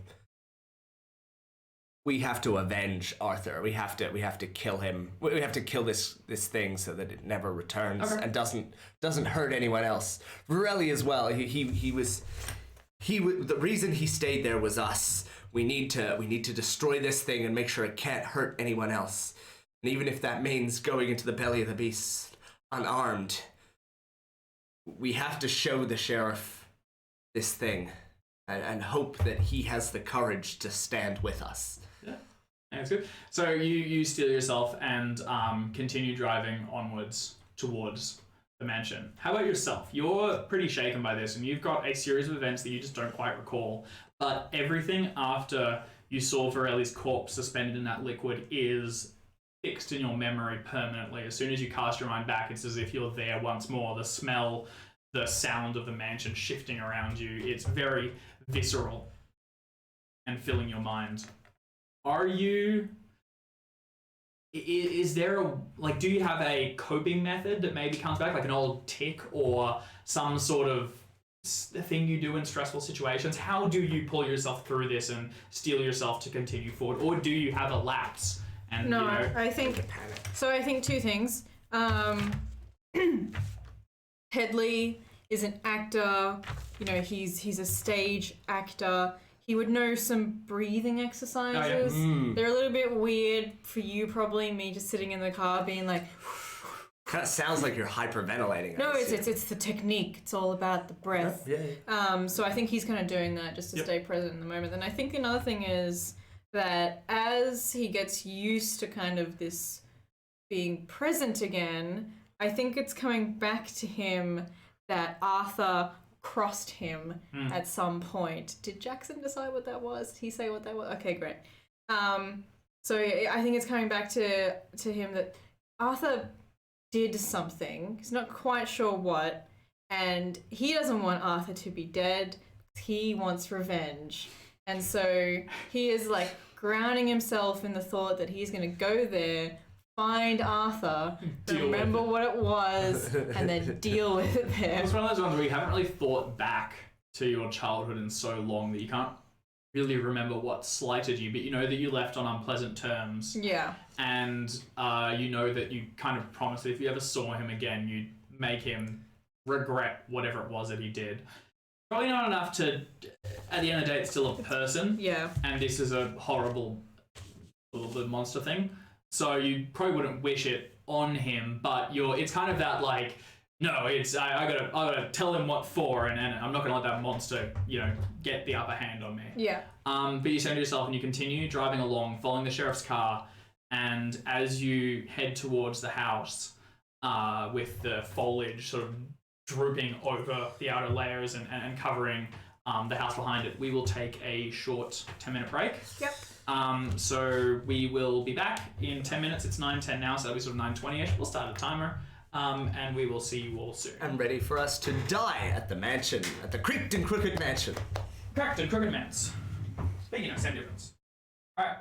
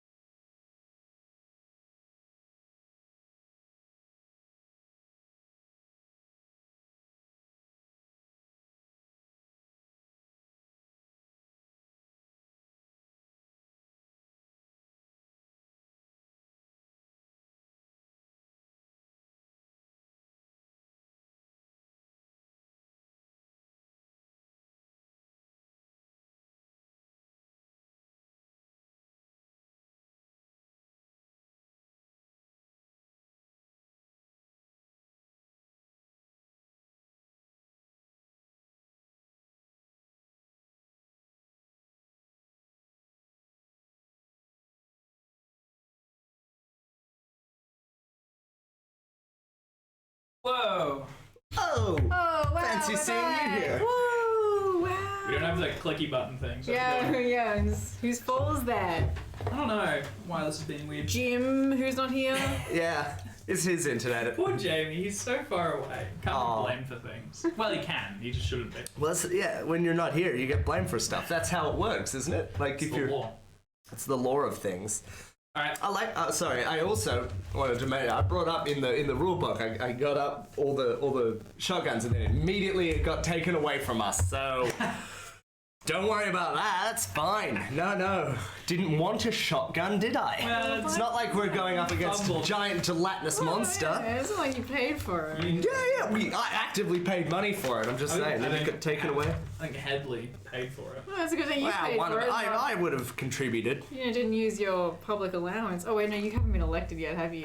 No, yeah. Wow, So that's a bit. It's a campaign budget. That's Spend it on what? unfortunate. we the stop campaign bringing budget up have an that I allowance haven't been elected. I'm gonna get Ounce of elected, salt. especially when I add destroying hideous monster onto my resume. That's Future senator. future senator Future monster Matthew killer. Digley. All right. So you guys are following the sheriff out of Gamwell and up towards the mansion. It is a couple hours drive, and you've had a moment to steel yourself and center your breathing exercises or remembering what you are intending to do to this creature so that it doesn't hurt anyone else. As you pull up just before the mansion, you can see the sheriff's car is stopped just before it, and he is stepping out and approaching Varelli's car. And as he gets there, he sees... kind of works. So as he gets there, what he sees is the front door, the window has been broken out of it, and it no longer closes. And as he looks in, he's got like the torch out, and he's doing the shine through, like, is anyone sleeping in here, or whatever. And he gets to the boot, which as he swings it open, he sees papers sprawled out throughout it, and clearly having been rifled through. And he turns to you and with a glimmer of like, maybe I was wrong. He goes, well, it's like your vagrants got to it. Yeah, they would have taken anything of value out of there. It's... Yeah. He looks through and he says, well, it looks like Riley probably only got here a little bit ago. Was this here when you arrived? The car was. It wasn't broken into, though. Right. No. Okay, well then that means they probably They're still possibly around. followed you out. All right, look, let's just step away from the house itself and yeah, let's think this through. So, how did you get in the first time? As you look, so the outside of the house is a large brick wall which surrounds the garden, and at the center of that is the villa itself, Manse. There is a large iron gate with the heavy spikes that you clambered over, which is chained shut, and the brickwork itself is topped by similar spikes to deter intruders. Some of the vines creep along it and wind their way in, but don't reach out over the extremities. Well, last time we didn't want to cause undue damage to the household or anything part of it, so we climbed up and over the fence. However, with your authority, I'm sure we would be able to break the lock in some way, form, if that was necessary to gain entry to the premises, as within your right. You believe there is trouble on the other side. Right, well, we've got a pair of bolt cutters. Let's go in the front door, I suppose. You haven't found any vagrants in the garden, or were they... No, they were all held up inside. Yeah, but the garden itself is surprisingly overgrown. We think maybe Arthur either was neglecting it or... Well, I suppose the vagrants aren't Yeah, exactly. too concerned with lawn maintenance. So do just be careful Yet another where you step. reason they should be ousted from the neighborhood. Alright, that's... Major point. He steps inside and picks out a heavy set of bolt cutters and walks to the gate. He places the snips around one of the chain links and then closes it with a sort of crack and then a pop as the steel is cut through, and then the chain sort of unravels through it and he pulls it, dropping to the ground. He and Ryan's grab one of the gates and lift it up and begin to drag it open. It screeches ominously, cutting through the silence, and they eventually drop it on the other side. He looks up the main thoroughfare and sees it's overgrown. We devil to drive through, and it'd only let people know we're coming. Let's approach on foot. If the two of you don't want to come, that's fine. If you can give us any other information, we can just go in ourselves. No, we'll come. We'll watch your back for you, Sheriff. There's no reason why. Maybe we can talk them into running off or something. I don't know. If we get to them, you'll let us talk first. I have the authority here, and if any bullets start flying, you but keep your head down, run back to the car as quick as possible. We'll get here. If, heaven forbid, one of us is wounded, you just leave. Head back to Gamwell, let them know what's happened. When the other officers arrive in a day or two, you let them know what happened. Just making sure you're going to bring those shotguns with you, right? Aim to. Okay, good. And just another thing, we never saw any evidence. We had that note from Arthur, but we never found a body. So it is very important to the both of us that we find him alive, if possible. Of course. You don't aim for anyone else to get hurt today. Where'd you find the note? I found it in the house. Where in the house? How far did you get in? It was. We found it in his study. Right. Second floor, first floor, nearby? Second floor. Definitely the second floor. Right. We managed to make our way inside without being without being detected by them. Well, 10 of them.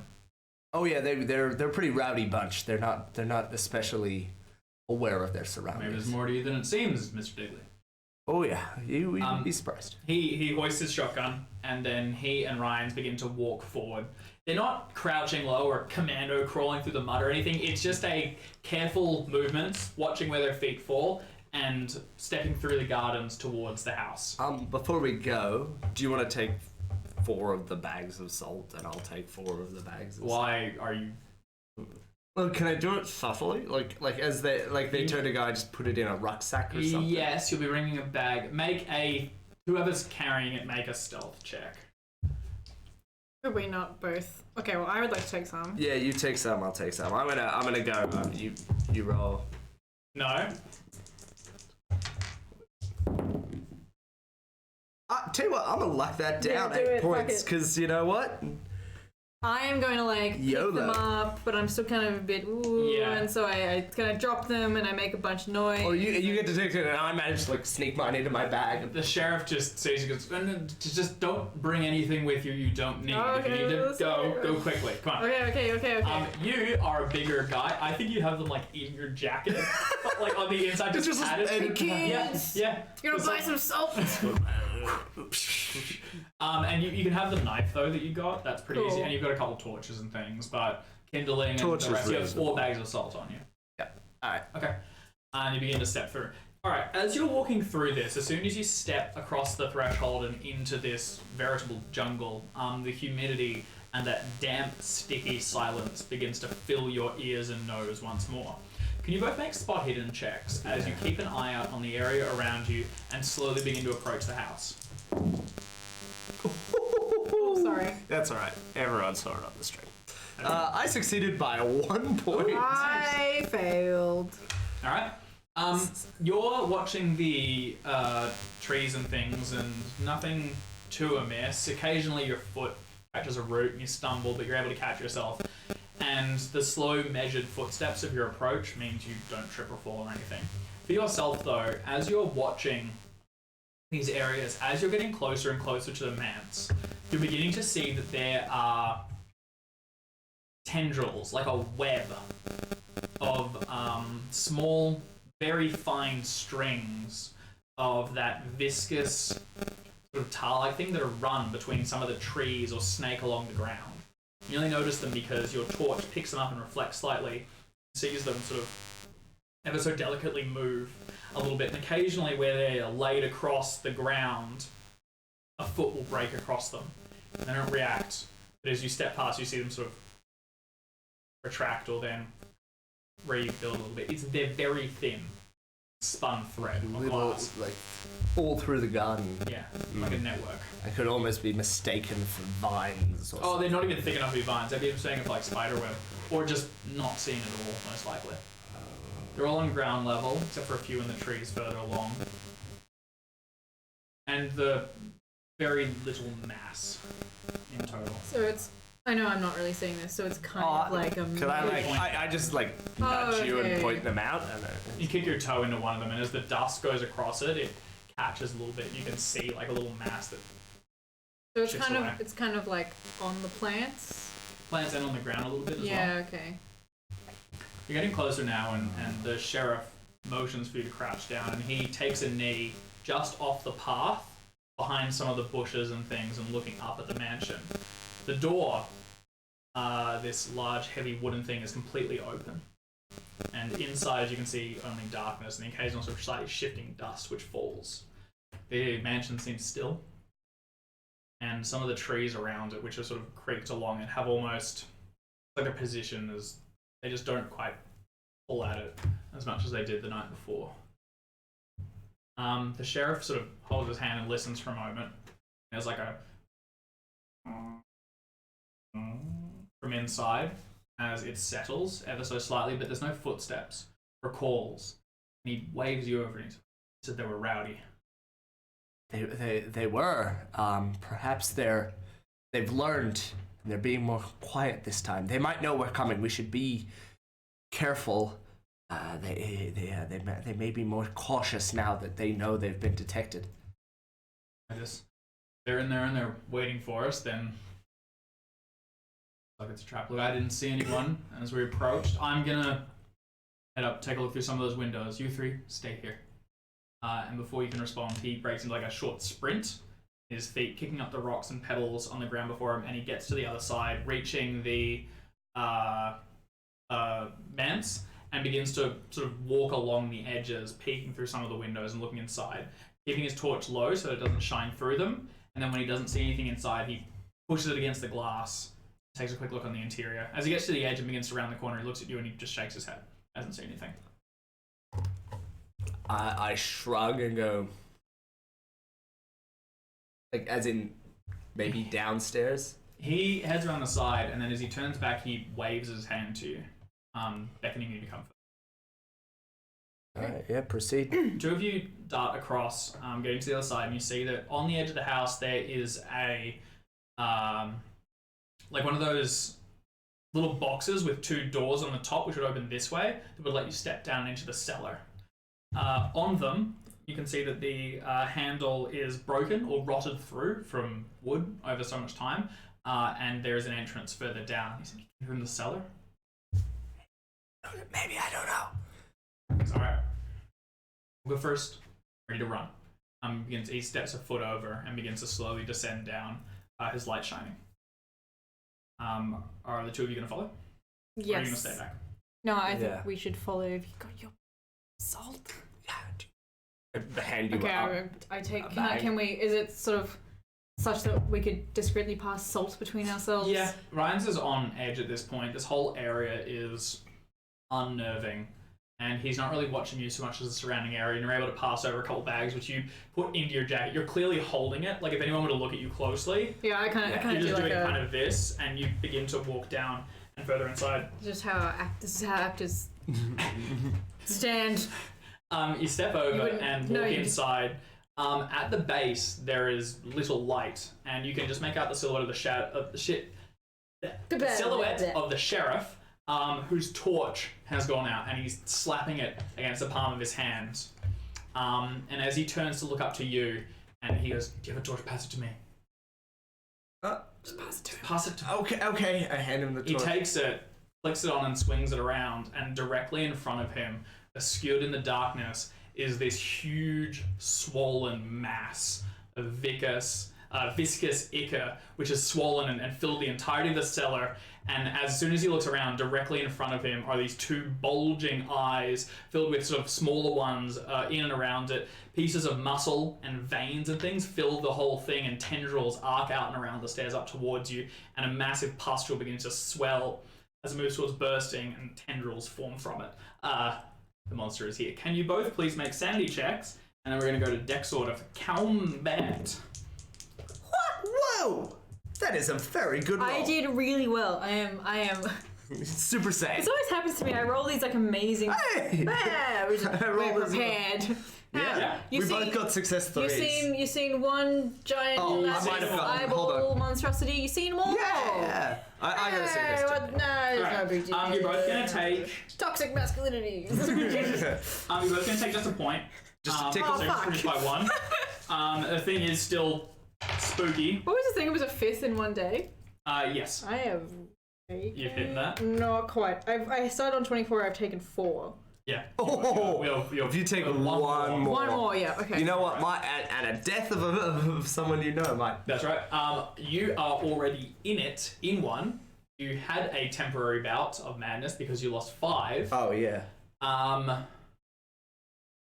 So, I'm good, though. I haven't lost a 10th. so you haven't lost a 5th. You're on indefinitely insane, just temporary. Okay, so you're alright. So you've shaken past and you've moved beyond it. Alright. The sheriff succeeds. So he was a D3, which isn't enough to make him insane. And the other... Ooh, the kid does not. Just a bunch Did of... you roll a D20 on camera? Oh, boy. Jeez. Oh, boy. Nat 20. Oh my god! I'm sorry. I didn't mean to swear. Bye, deputy. Alright. Oh, I really hope Can you roll a D10 for me? We're going to skip the int check. He's just going to go straight to Yeah, that makes sense. He's not smart enough. He's an NPC. Wait. He rolled a 1. Ooh. Oh, that would be great if it was the amount of turns. It's amnesia. So as this happens, the sheriff whirls around and he's got the torch in one hand and the gun crooked on the other. The two of you step backwards but begin to move into action as behind you just hear, "Where are we? What's that?" And we'll go to Dex order. So This thing seems to cause amnesia. maybe that's its power. Okay. It makes you forget how. I think it's official now. Yeah, I think it makes amnesia. All right. What is your two's dexes? Who has does either of you have a high dex? No. No. All right. 40. What's yours? 30. Okay. The sheriff's gonna go first. He stumbles back. And heading towards the stairs, but he's blocking its approach from the two of you. His torch is dropped. It sort of hits the stairs and tumbles down, rolling, so it is only cast out at sort of like the lower portion of the creature, which begins to swell forward, smothering it and dousing the light as his gun swings around and he will fire once with the shotgun. Can you please roll a D100 for me? Yes. If Rachel doesn't mind, I'll do the honors.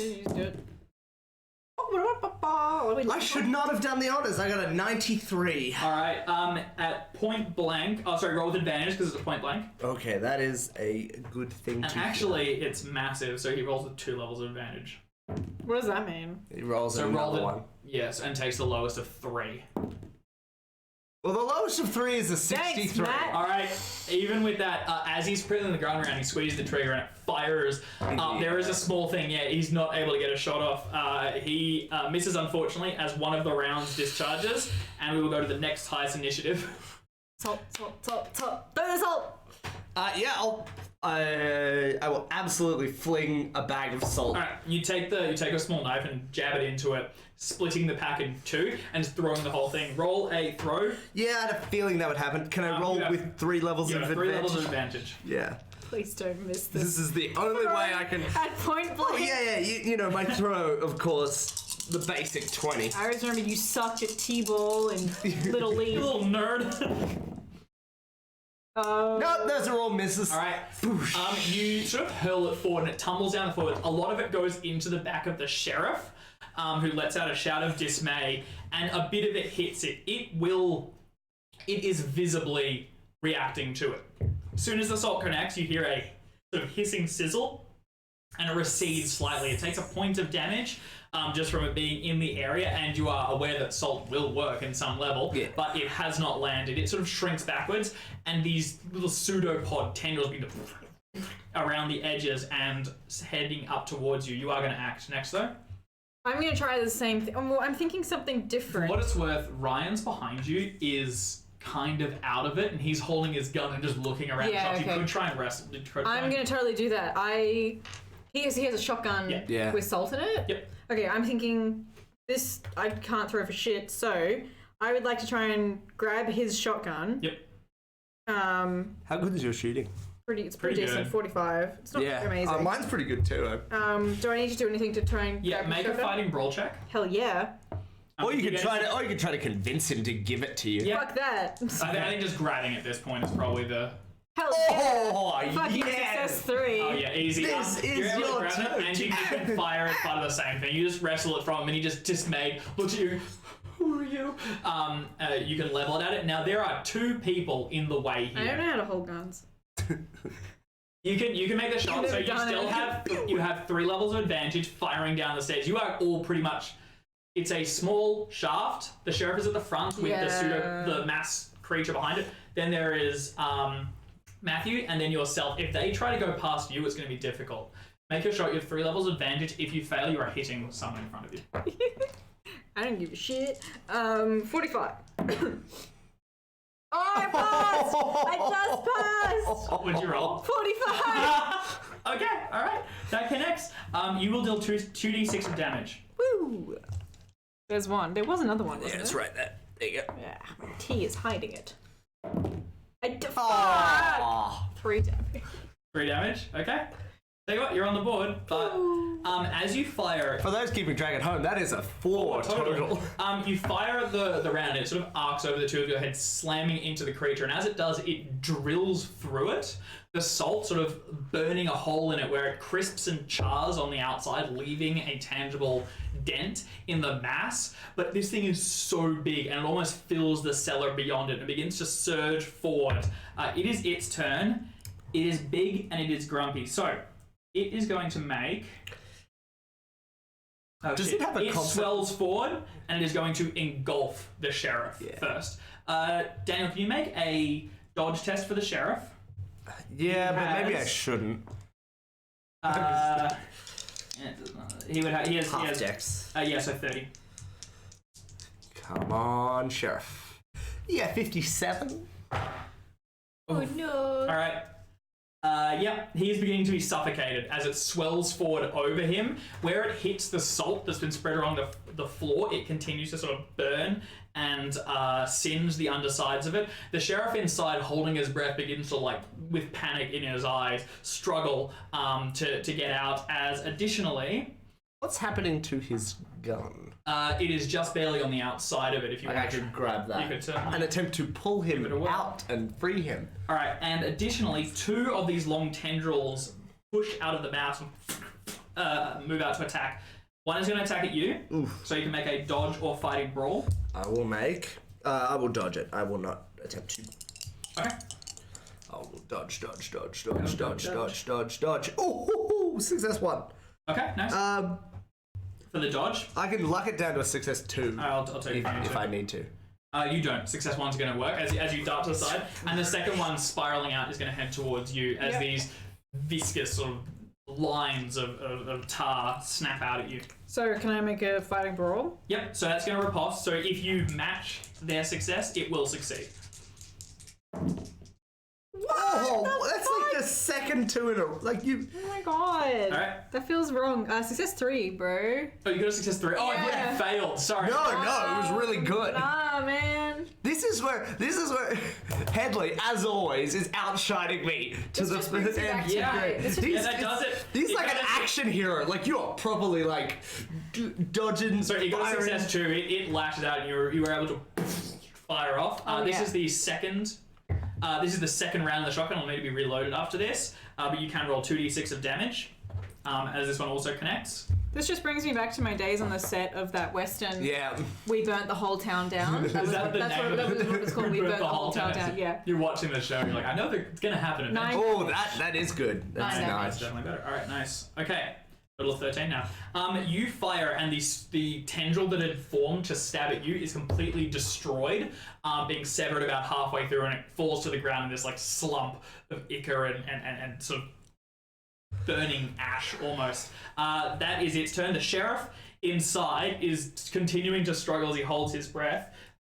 He will attempt to escape. Can you roll a D100 for me, Tricky? Mm-hmm. Oh, sorry. Yeah, no, you just roll.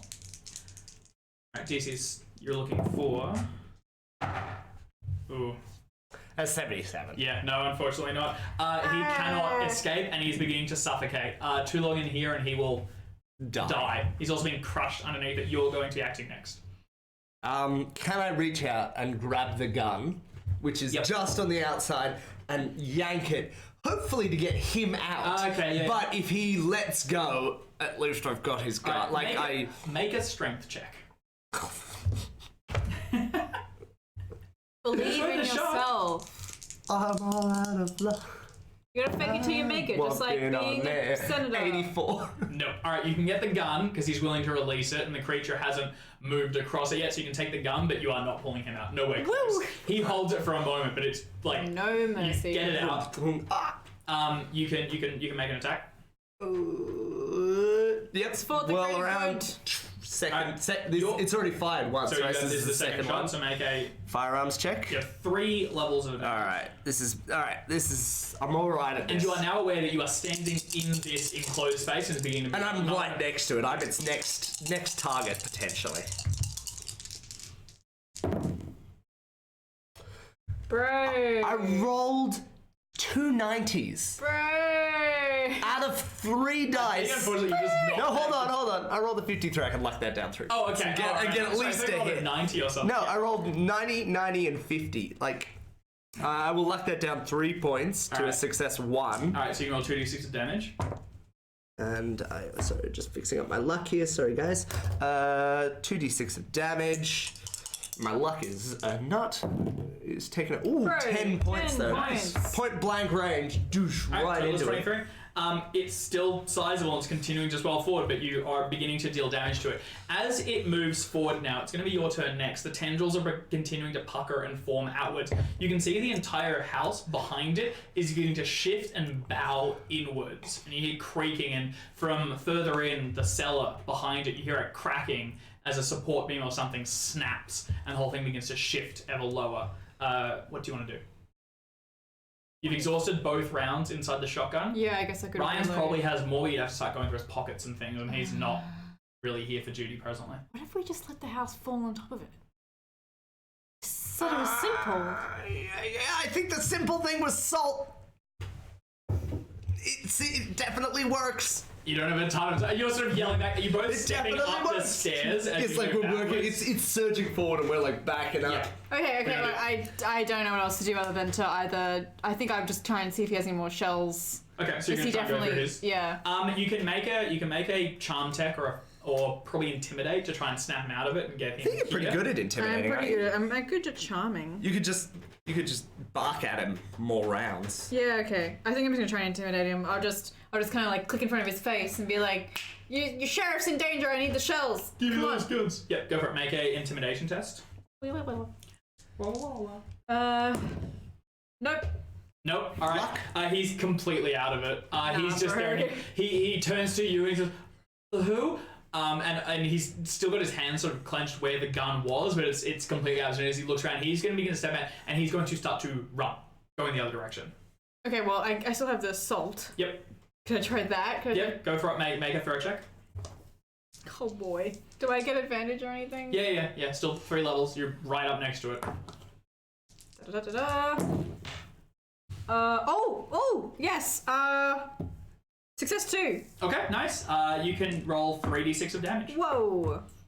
As a full thing of it just throw it Full right bag of salt. That is the second of the bags, and you only brought 4. Yes, so you've used your 2. I've got 1 left. 6 damage. That's not bad. And it's its turn next, 6 right? damage, right? Sorry. Yes. All right. On its turn. Shit. I have something I would like to propose. Yep. It is undoubtedly going to attack me next, Oh, right? for sure. It's like moving forward. I'm right in front of it. Yep. I have 1 bag of salt on me. Can I, with my knife, instead of dodging, Yeah. Try and stab the it. bag and just open it Yeah, as it yeah, engulfs yeah, me yeah, and like Jack Sparrow into the Kraken's Yep, mouth? you're just Like, gonna just fall into it. spill salt as the thing comes forward and engulfs me. Yes, you absolutely can. All right. In that case, we're not going to roll. Yeah. It swells forward, and as the sheriff is sort of, you see his arm where he left the gun to you reached out, it goes, as he's pulled back further into the main mass, and the whole thing swells forward, surging around you. You take a deep breath and cut the bag and spill it open. We are going to do max. I think it's effectively like because you're stepping right into it, so you're going to do 18 damage. Okay, Full set? yeah.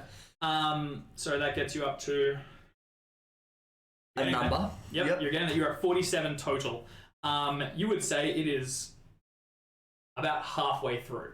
As you step What? forward and open the bag, the whole thing swells around you, and where you sort of surge open, you are engulfed by this thing, and where the salt falls, maybe like it chars and sizzles and sort of crackles into burning, cutting and rough-edged absence inside it, and it crackles in and around it, crushing its own burned and charred external to swallow you and pull you deeper within as well. From in here, your eyes are covered in this gel, which begins to sort of like push pressure against the edge of them. Your ears are wormed within as if you're deep underwater, but it's sticky and seeping, and you can feel it worming deeper inside. Your nose, which you can't close, immediately is clogged as these things begin to go up your sinuses and reach further inside.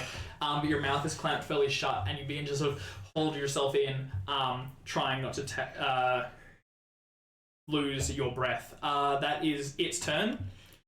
The sheriff is further inside, and at this point almost completely lost. He's behind you and doesn't really stand a chance. I think it's you, Tricky. Sorry, Matthew, can I? This is a long shot. I'm gonna admit that. Yep. The sheriff, I am inside the creature. Yep. The sheriff is also inside the creature. Yep. I have the shotgun, he has the shells. Can I somehow move further into the creature to get to the sheriff and get the shells? Definitely. Do you have swim? Everyone has default 20. Yeah, everyone has default 20. I reckon swim makes the most sense. Oh yeah. I cannot argue with that. I'm gonna roll the ones that you've been rolling. I think you've been rolling these two, so I'm gonna. He'll do it with a level of. I'm. Because I think the thing is, he's gonna try and. He's gonna see what we're trying to do. So you do it with advantage as he moves. Because you are going in deeper, you are basically forfeiting the chance to escape.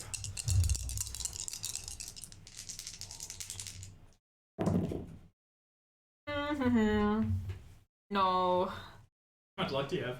Yeah, I tell you what. No. This is my life, man. I'm inside the creature. 22. Yeah, 22 luck down the hatch. Oh man, how much do you have remaining? It's got 20 left. I got 47, so yeah, I'm down to 25. Okay. This is it. No, this is the Hail Mary. That's going to be your full turn. Yep. As you get the rounds and begin to slot them into the rifle, and can you make a Constitution check? Oh yeah, that makes sense. I am okay. I am fairly constitute. You have bang on average. Yeah. And I succeed. Oh, nice. Okay. Let me quickly find. Hang on, there's like ground rules. Yeah. So I'm making my way towards it and like swimming to this man. He's coming towards me. I'm blowing all my luck on this because this is like the Hail Mary pass. I imagine him we kind of get it. He's reaching out with the shells in his hand, like pushing them towards me. Okay. With the con roll, you're able to hold your breath and maintain it. You move forward and fumbling. Do I have them in my hand? Yeah, now? it's like he reaches out to them, and then you just, in a mass of gelatin and stuff, you pull the shells and begin to move them forward. The gun is in your hand, and like you're gonna have to find a way to load it and fire it, or you can just crack them open and use them here. That's your turn though for this round, but you can try it on the next one. Headley. I think. Do I still have a salt bag? No, I think I only used one, didn't I? I think he used one on the first turn. Throw, which. No, he did. No, I only used one. Oh, yeah, you're right. You've got one more. So I'm going to. Sorry, yeah, I thought you used one on the first turn. I've had two, and I've used both. One to throw, one to burn. But your first turn was used to get the gun off the gun. Yeah. So I'm gonna just throw again. Yeah. Fuck it. Bang on 20. All right. Oh, one of them was okay. Yeah, but you were pretty certain that was the Yeah. That's fine. Yeah, nice. All right. Cutting the bag and throwing it down onto the main ascending mass. You can deal 3d6 of damage. Right. Wouldn't matter anyway. They'd all be passes. Anyway. Okay, 9 damage. 9 damage. But now you are out of salt. Yeah, that's good. Yeah, all right. I tell you, there is more salt. There is more salt in the car.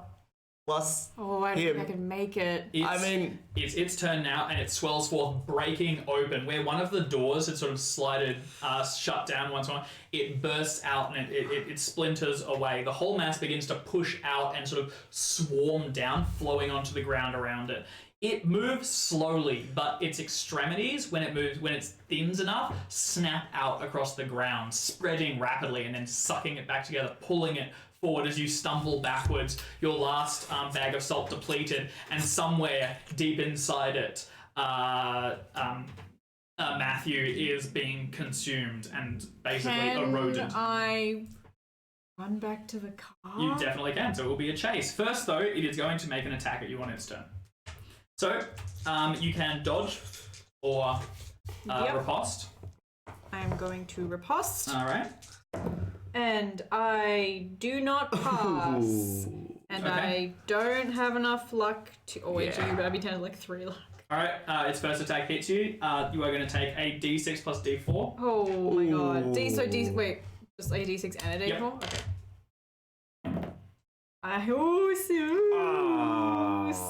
Six. I'm on 2 HP. Okay, yeah. It snaps out, and as it does, it sort of hardens and then cuts across your back as you're beginning to run, and you feel like sharp pain that almost buckles you down to your knees. How much damage do you take? 6. Okay, is that a major wound? Yeah. I think so. All right. I think 5 is, isn't it? Or is it? Is it a percentage of your health? It is half your maximum hit points. 6. Yes, it's exactly half. All right, could you make a constitution roll, please? Give me a second. Yes, sorry. What's my con? Oh, it's not great. Yeah. Oh my god! That is exactly what we need. Success 3. It's a success 3. Okay. Yeah. All right. Yeah. With that, you're able to keep moving, and the whole thing, like, you buckle down and you stumble, sliding into the side of the dirt, but you're able to keep moving. And we will now go into a chase. As you two are the only ones effectively in the combat, you're inside it. I'm doing it now. I'm in a different. This reminds me of the time I played a rogue cowboy being chased, and I was being whipped, and the director. What? The director used real. Oh, the character. Sorry, I heard rogue. I was thinking like D&D. Yeah. I was like, This is like when? Yeah. Okay. I'm with you. I'm with you. Yes. Yes. You're back to you're in character. Flashback. It's amazing how many of your roles have had something to do with. Very weirdly pertinent. Also, they've gotten so much more exciting than last session where you're in the dove's winter. The winter of the doves cry. No, that was my past. I'm moving on. Yeah. Your future is cowboy movies. All right, hell yeah. Okay. So going into a chase, can you make a con check, please? And I'll roll one for the horrible creep. This is for the chase. Right. So a con again. Yes. Yes. For that's for sustaining running. Oh right. My con. He's not. Oh, I failed. Ooh, yeah. Okay. What is your movement rate? 7. Okay. You're beginning to outpace it.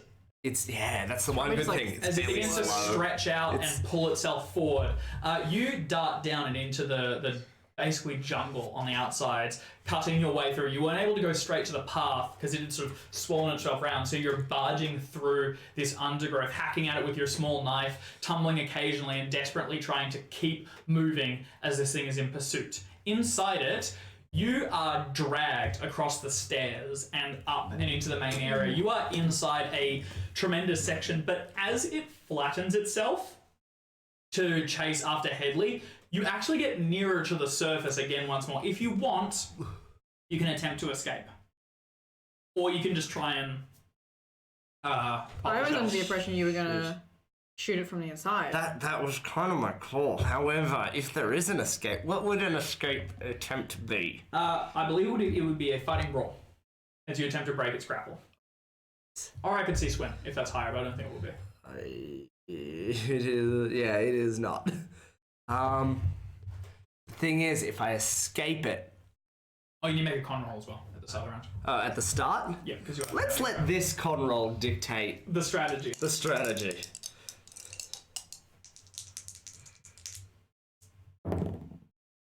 Ooh, that is a fail. Okay. All right. What happens? You are beginning to drown. At the start of each round, you are going to take a d6 of damage. Okay. Ha ha ha. All Alright.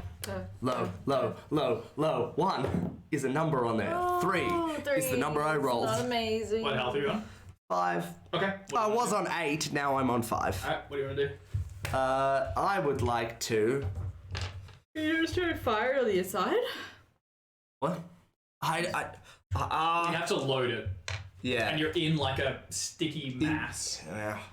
I tell you what, this might be looked back as selfish, but I'm gonna try to escape. Okay. If it's flattened now and I have a little bit more chance, Just probably your best shot. Alright, make a fighting ball check. I'm gonna try to And I'll contest you. if you don't shove my mind. way out. Oh, I forgot it was contested. Okay, I've rolled. Oh, jeez Louise. Oh, no. Nope. Oh, dear. God, what have I done? Oh, no.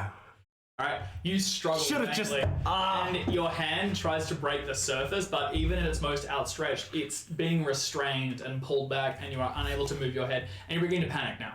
Yeah. Your chest is burning, and you've actually tried to inhale slightly, and this thing's sort of gotten into and is moving down your throat now, and you can see it compressing and twisting. Additionally, as your hand goes out and you try and push, you see it for a moment through this darkness, and the skin is almost gone. And it's beginning to burn through your outer layers. Your whole thing, it feels like it's on fire as you're effectively dissolved within it. That is your turn. My good looks! My 35 appearance! It's definitely being lowered. All right, as you're running through the undergrowth, can you give me a natural world or a survival test or something to how you're going to navigate your way through here? Or navigate. Or navigate. Well, they're all as bad as Yeah. Do you have anything you could argue? You could listen for the car. What's that? Let me just look real quick. I'm trying to think as well. I got. Can I pretend that it's... No. No, I think Was I'm that just... acting? Yeah. I could also jump. Could I just like wildly jump? Boing, boing, boing. No. Okay, I'm just gonna... Look, it doesn't really matter. I will roll and we'll see what happens. Okay. That's luckable. Oh, it is. It's luckable. Okay, I'm on 17 luck now. Okay. I'm going to use...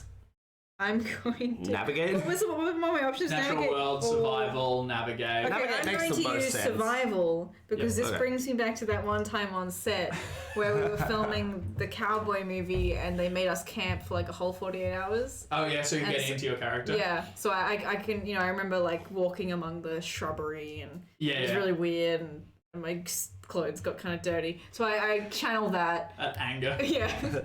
You go sprinting through the undergrowth, your blade hacking out at the area around you. Eventually it cuts through, revealing a path before you that as you hit, you sort of stumble on, sliding in the mud for a moment and landing on your knees. As you push yourself up with your hands, you see one of the tendrils that was following you snap out into the air above you, then recoil backwards, tearing leaves and things down. This thing is in pursuit, but you have the advantage. And as you begin to break out and into a sprint, you can see the area in front of you, the gates open and the car just beyond. That's going to be your turn. The creature, continuing pursuit, attempts to snap before you, but you're outpacing it. You're inside.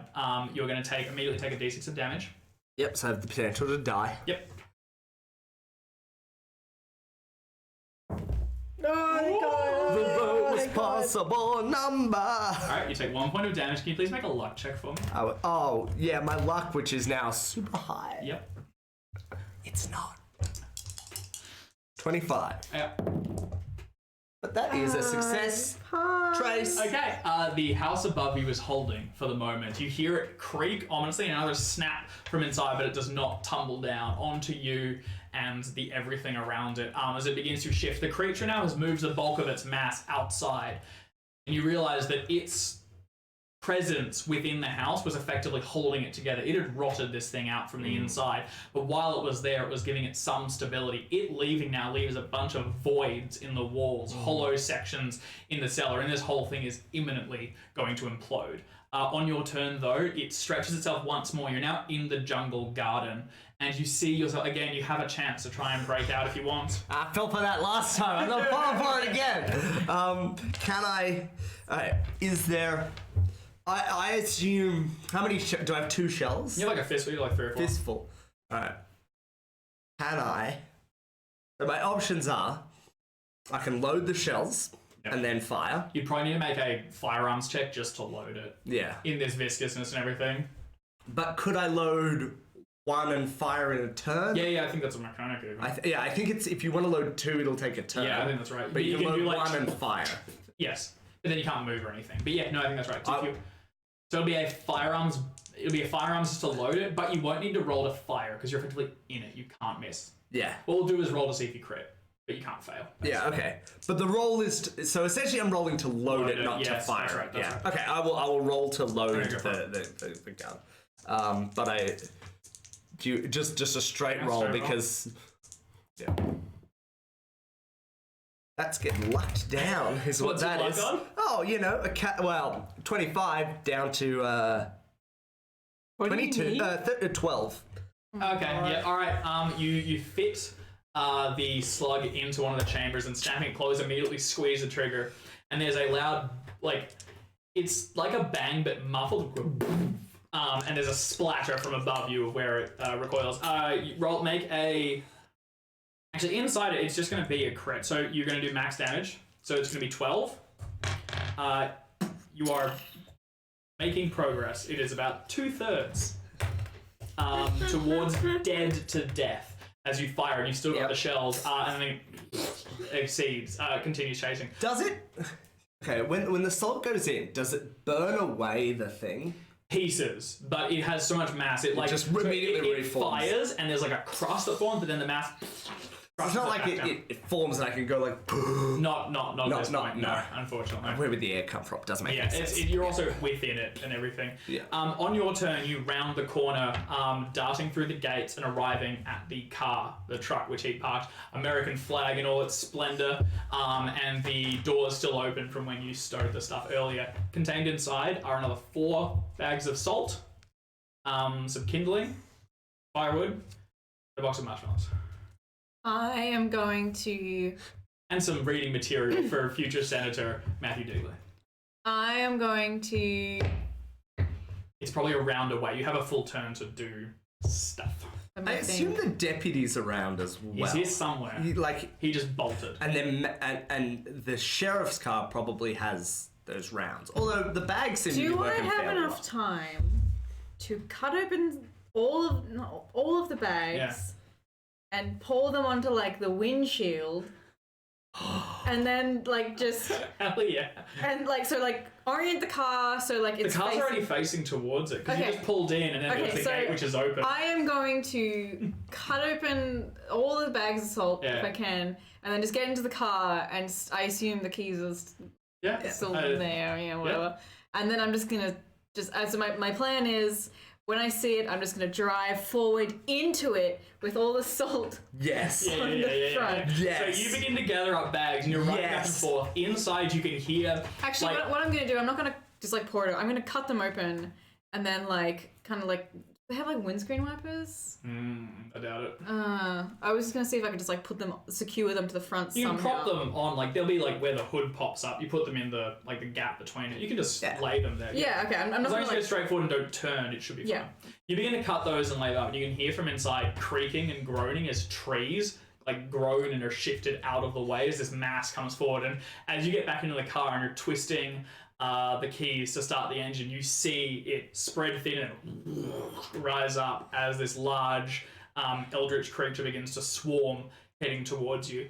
Can you please give me... So I need a d6 of damage for you and a drive auto check for you.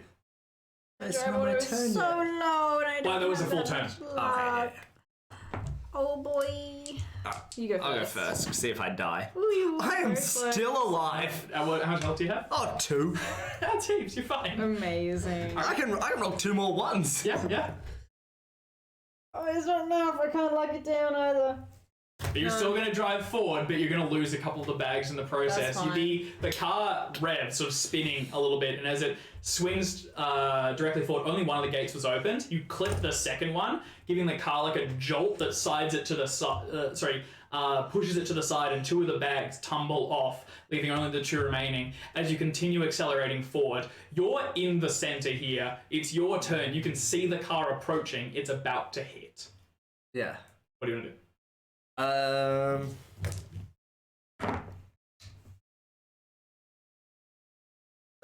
Mary. Okay. Time to get time to get out. Fighting roll? Oh, I don't know. Get out or try again to fire.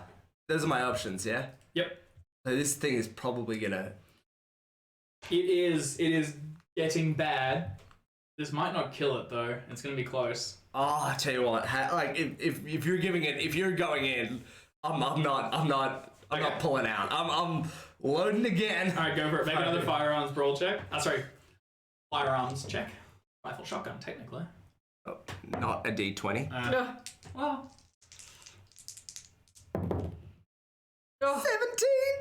Is that success? Alright, nice. You load it again. That deals 12 damage total. Okay, it's close. It's close. This one fires through it, and as it does, you can see like pieces of that viscera inside it are blown apart, breaking and snapping connections that have formed within the mass. It's beginning to sort of list and sections of it sort of slough back into liquid as the car accelerates, connects with a rock, slams into it, the whole thing shifting over onto its side. So, roll 4d6 of damage for all of the bags being sprayed across it.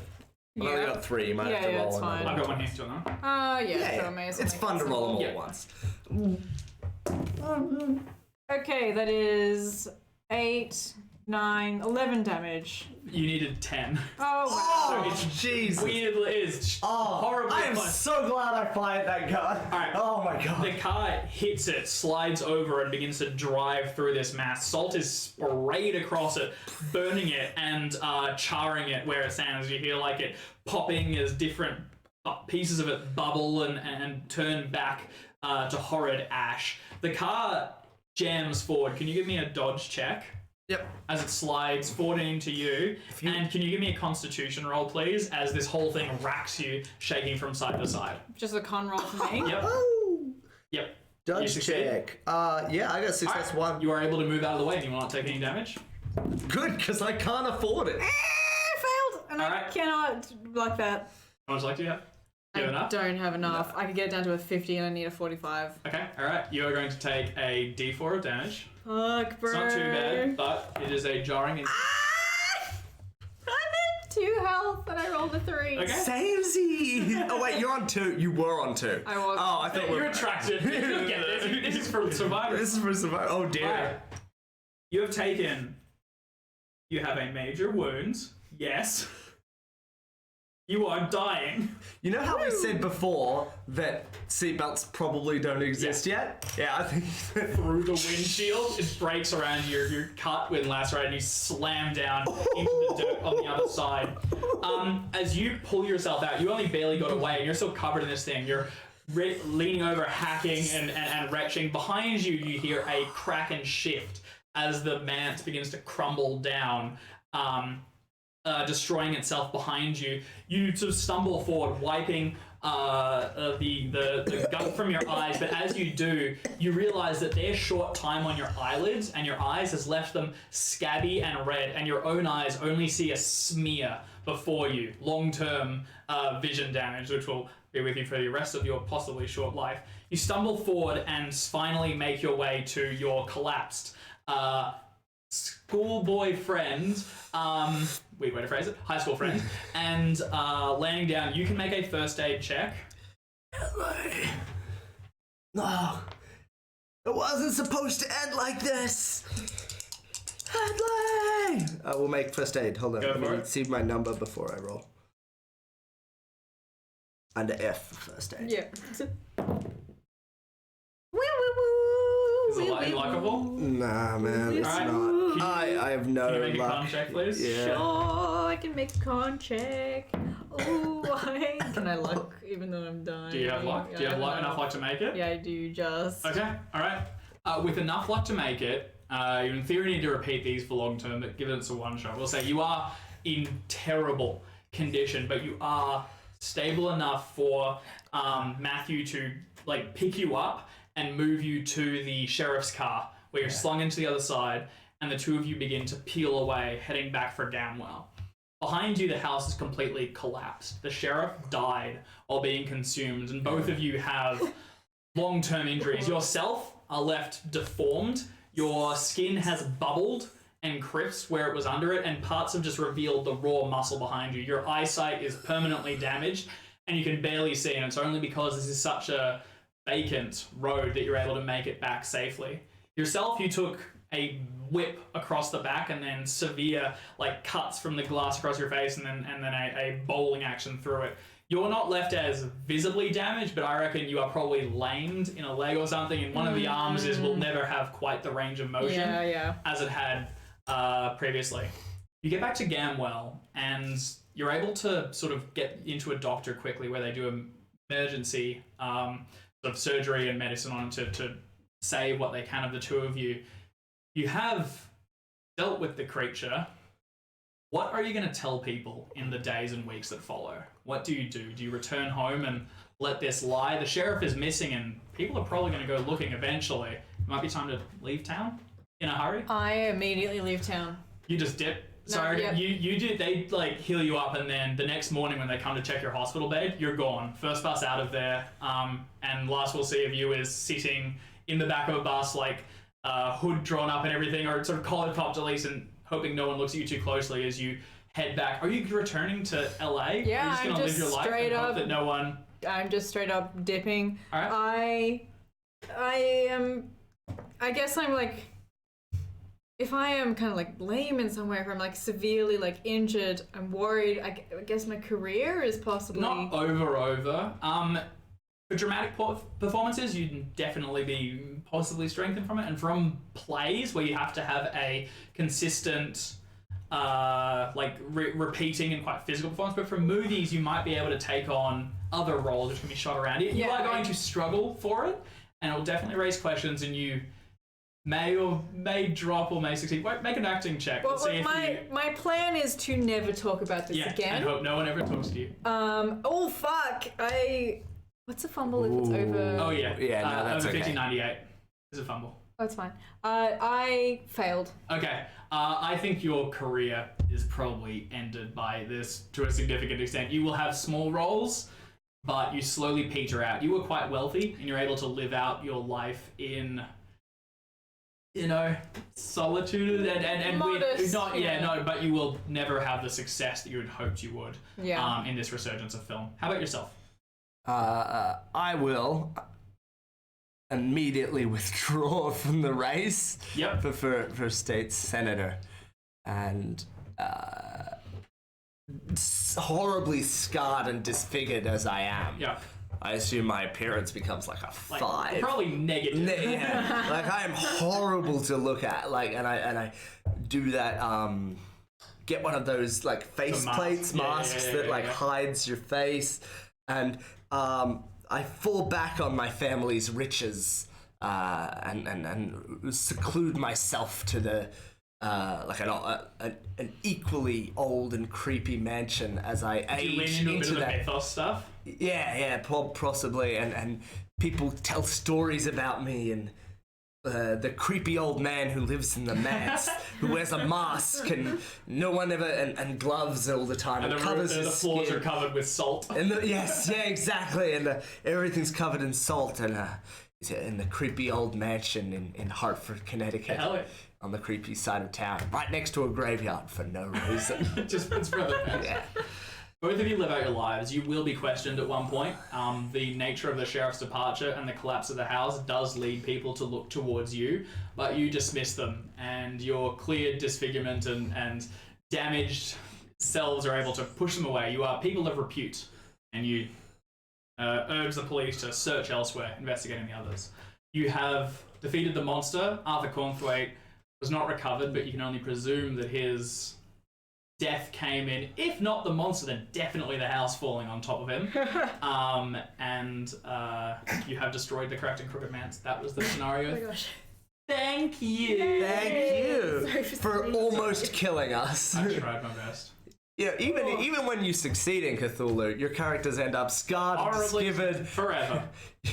Your character's career is over. I'm a horrible old man in a mansion. The good stuff. Yeah. Thanks. That was a lot of fun. And I hope you enjoyed it just as much as we did. Yay! No, that was really good. All right, thanks for joining us, especially Tricky, or Daniel, who I need to stop calling Tricky. Sorry, that's our nickname for him. It's weird to see him on the stream. Thanks for joining us and playing. We'll hopefully have you on another time or Maybe. some I'm such around. thing. I enjoy playing. Hey, in the future. That's the one. Starting next week, James will be back from back. wherever he is. Place. Yes. From the Don't remember. No one knows. From the distant I islands. know what it is. I was Country. doing. Yeah. And we will be Canada. jumping back into Berlin, the Wicked City, with our. What are we doing? Like investigating some cracked out actor. Yes. Apparently, we had a really bad plan, yes. and yeah. Anyway, that'll be a Yes. train wreck. So if you want to see more train wrecks, jump in next week. This video will be up on Sunday. There's a rebroadcast on Thursday, but apart from that, thank you so much for tuning in. I now need to go awkwardly turn it off camera. While he does that, I'm gonna dance. Boom, boom, boom, boom, boom, boom. No, you have to turn it off while I'm dancing, so I'm not left here I was dancing gonna too long. wait, but it'll